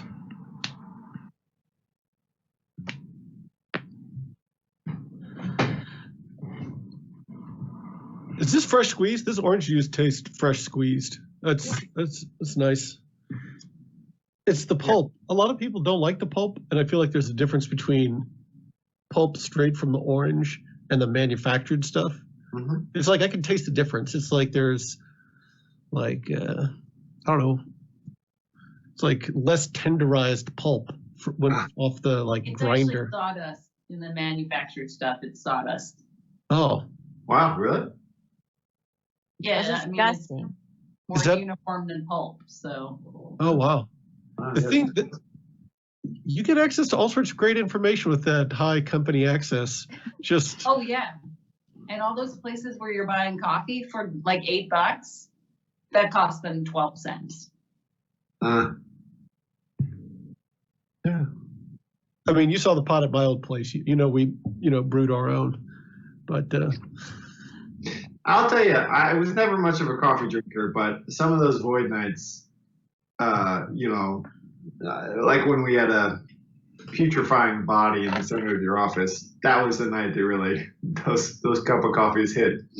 Yeah, that was crazy. That guy got cut in half by like a trans-dimensional door. Mhm. No, did the robot choke him to death and like melt him from the inside? That was He was crazy. liquid Yeah. on the inside. He had Yeah. no bones. He was soup. Yeah, he was a It was super. disgusting. But also, I would maybe like to take a vacation on Void sometime when we're not fighting like interdimensional robots. Yeah. It Yeah. looks like a fun place. Like it's got some good food, some good music. Yeah. You know, I was thinking actually about it's been so long since we were on Bloom, and really I was just so anxious that whole time because of the circumstances, and also it really being my first time off world. But I really feel like that's, like I'd be into a couple to sort of like trying to find a cabin in like a cold, aloof part of it if we want to maybe like set a date and we all go, like. We meet up like Yeah, like we meet up in a cabin on Bloom, find one with a hot tub and just like have a nice time. oh my gosh. I'd be down. Okay.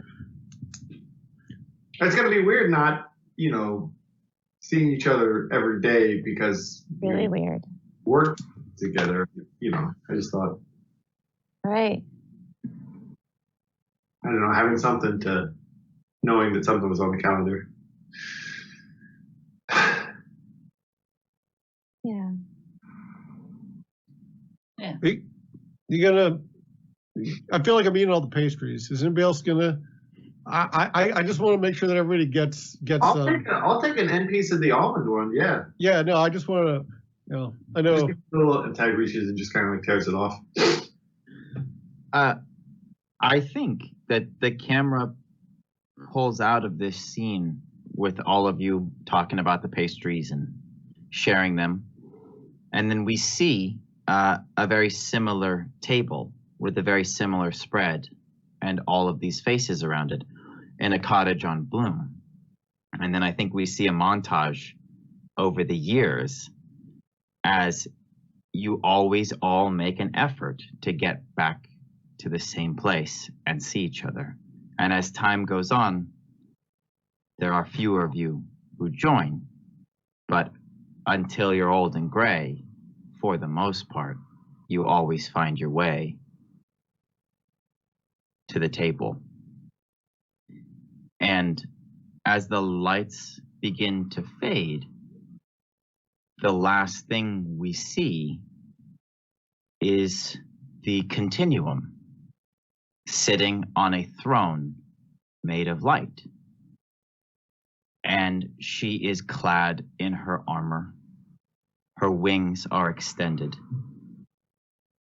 And in two of her arms, she holds a very large glaive made of light. She stands up and says, "This is my system. No one will ever And then there's a drip of lava out of her mouth, and then an explosion of glowing blood from her chest as a long curved blade sticks through it. And she drops to her knee and falls forward, revealing the ghost of Slokta, who is standing behind her and says, "We're shaking up the whole system, motherfucker!" Blackout.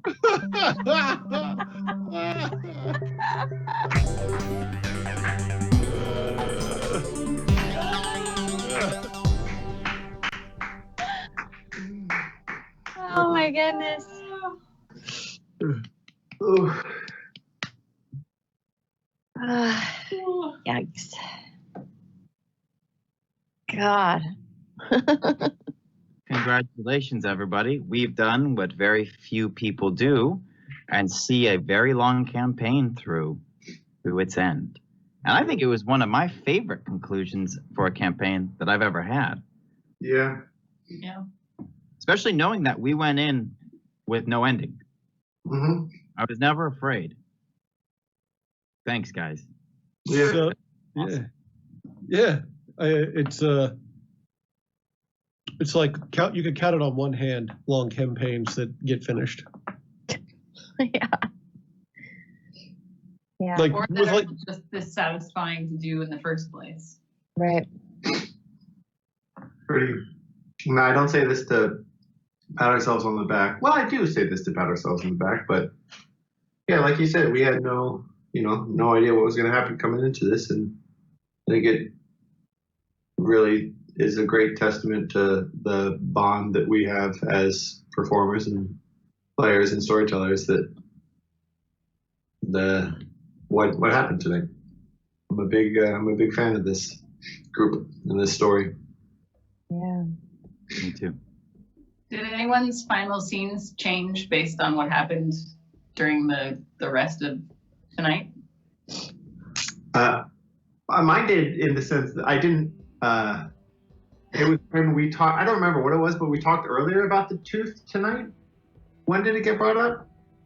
Rex brought it up, and you said whenever she does, it's always very condescending. Oh yeah. At first, you brought up the tooth thing, and so so that made me think to talk about the tooth. I had not thought about that. But I went into it thinking that Tag would want to hang with Bryn for as long as he could. So that stayed the case. Yeah. I didn't have an ending, so I just played it with what we explored today, and then it just came out. So, yeah.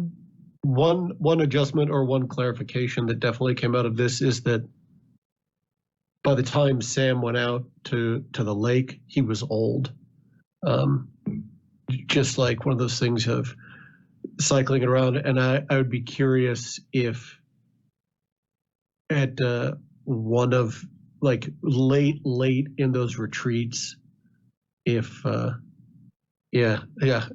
think he was a very wrinkly, happy guy by the time he got out there. So yeah, I think I not to play your character, Casey, but as I imagine the story, I think that there was probably one trip where Sam knew that it would be his last time in the cabin. I imagine he probably didn't say anything. And next year when he wasn't there, kind of understood. Ah, this story, y'all. Fuck. I know, it's so good. It's so good. Oh man. Oh. Well, I really am gonna miss it, and I really am gonna miss the chat. The community that we've put together. Really grateful that I got to do this. This was really cool. So, thank you, on screen, everyone here, so much. And by on screen, I also mean Mark, and I mean Buman, and I mean Brian Lewis, and everyone who's been a part of this. But I also mean thank you to everybody who's been tuning in, who has shown enthusiasm and been along for the ride. It's been a real joy. Yeah, I agree. Thank you all so much for saying yes to doing this last year. Remember when we were just to do it once? Huh? Remember when we were just going to do it once? Oh yeah, for ZoeCon. Yeah, and then it turned into something. I don't get to be creative that often because of health stuff. So being able to be in part of something that felt kind of like theater meets, I don't even know what, once a week, gave me the outlet that I've been missing for the last 4 years of my life. So you have no idea how much us a scene together. Finally gave us a scene together. Finally got to do some comedy. Finally, so much goodness that I'm gonna miss it. And I'm like, I'm gonna miss it. I'm gonna miss you all so much. Yeah, I'll say, Mark, we owe you forever. Could not have done this without you. Nope. making this happen every week. Mark runs all of our tech. None of us know how, except maybe Casey. None of us know how to use a computer. I didn't even know what I was speaking into was a camera. So without Mark, this show simply would not exist. Buman for all of his art, Connor for all of your art, and then I just got to say, from me, obviously, starting this up during the pandemic, it was we're not out of it, but we're in a much better place. But it was such a dark and uncertain time. This certainly was an anchor of positivity in my life. But more so than that, even if it wasn't a product of stay at home, from me personally, my entire life, storytelling has been such a huge part of who I am. And so being able to share this with all of you, and chat included, has been one of the greatest boons. It's been one of the most intense and enjoyable experiences I've ever had in a medium that I need to survive. And also just, besides saying thank you to all of you who I look forward to working with again in the future. I don't plan on this being the last time we work together. But chat, the community that has been here since the first episode and stayed around. Or whenever you joined us. Or whenever you joined us. It's been that core group present, even in this last episode, of being there, rooting us on, throwing us some cheese, making us feel appreciated and listened to. Couldn't have done this without any of you. So thank you so much for all of you who are listening and watching and having fun with us. It's been incredible.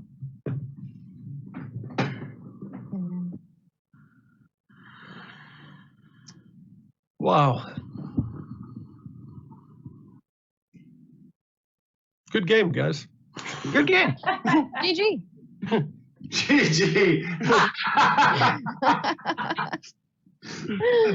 Yeah, we should all be in a row right now, passing each other, just Good game, good high-fiving. game, good game, good game, good game, good game, good game, good game, good game, bad game, good game, good game, good game.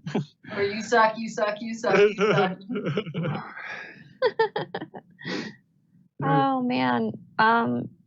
Did we do are we doing a question? You want me just to skip to what's coming up next? Nah, I think that's it. Take us Okay. out of here for one last time, Coronado. All right. Well, we already said our millions of thanks to you all. Thank you so much, everybody. And Mark, again, thank you so much for everything you've done in the fiction and the website and everything. Zoe does still have another show on Monday nights called The Reliables. If you want to get your fix, your D&D RPG, I don't think they're D&D, but your tabletop RPG fix, you can get it with those guys. They're so fun. Mondays at 6 p.m. Pacific Standard Time. And then I think there's Zoe Game Night tomorrow night on Thursday. Yes, there's Zoe Game Night tomorrow, 6 p.m. In the Discord and on Twitch. So you can join in any place you would like. I think that's it for their shows right now.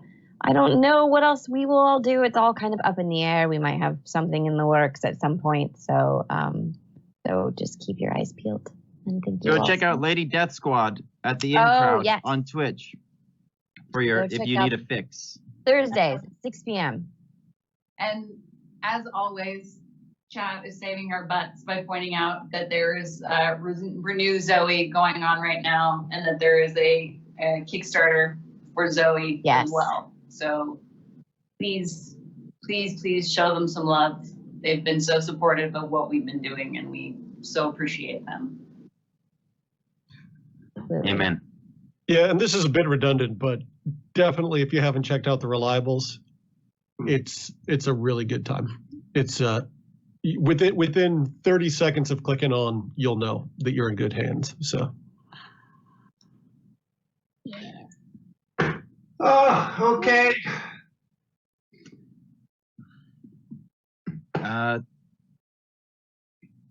Blackout.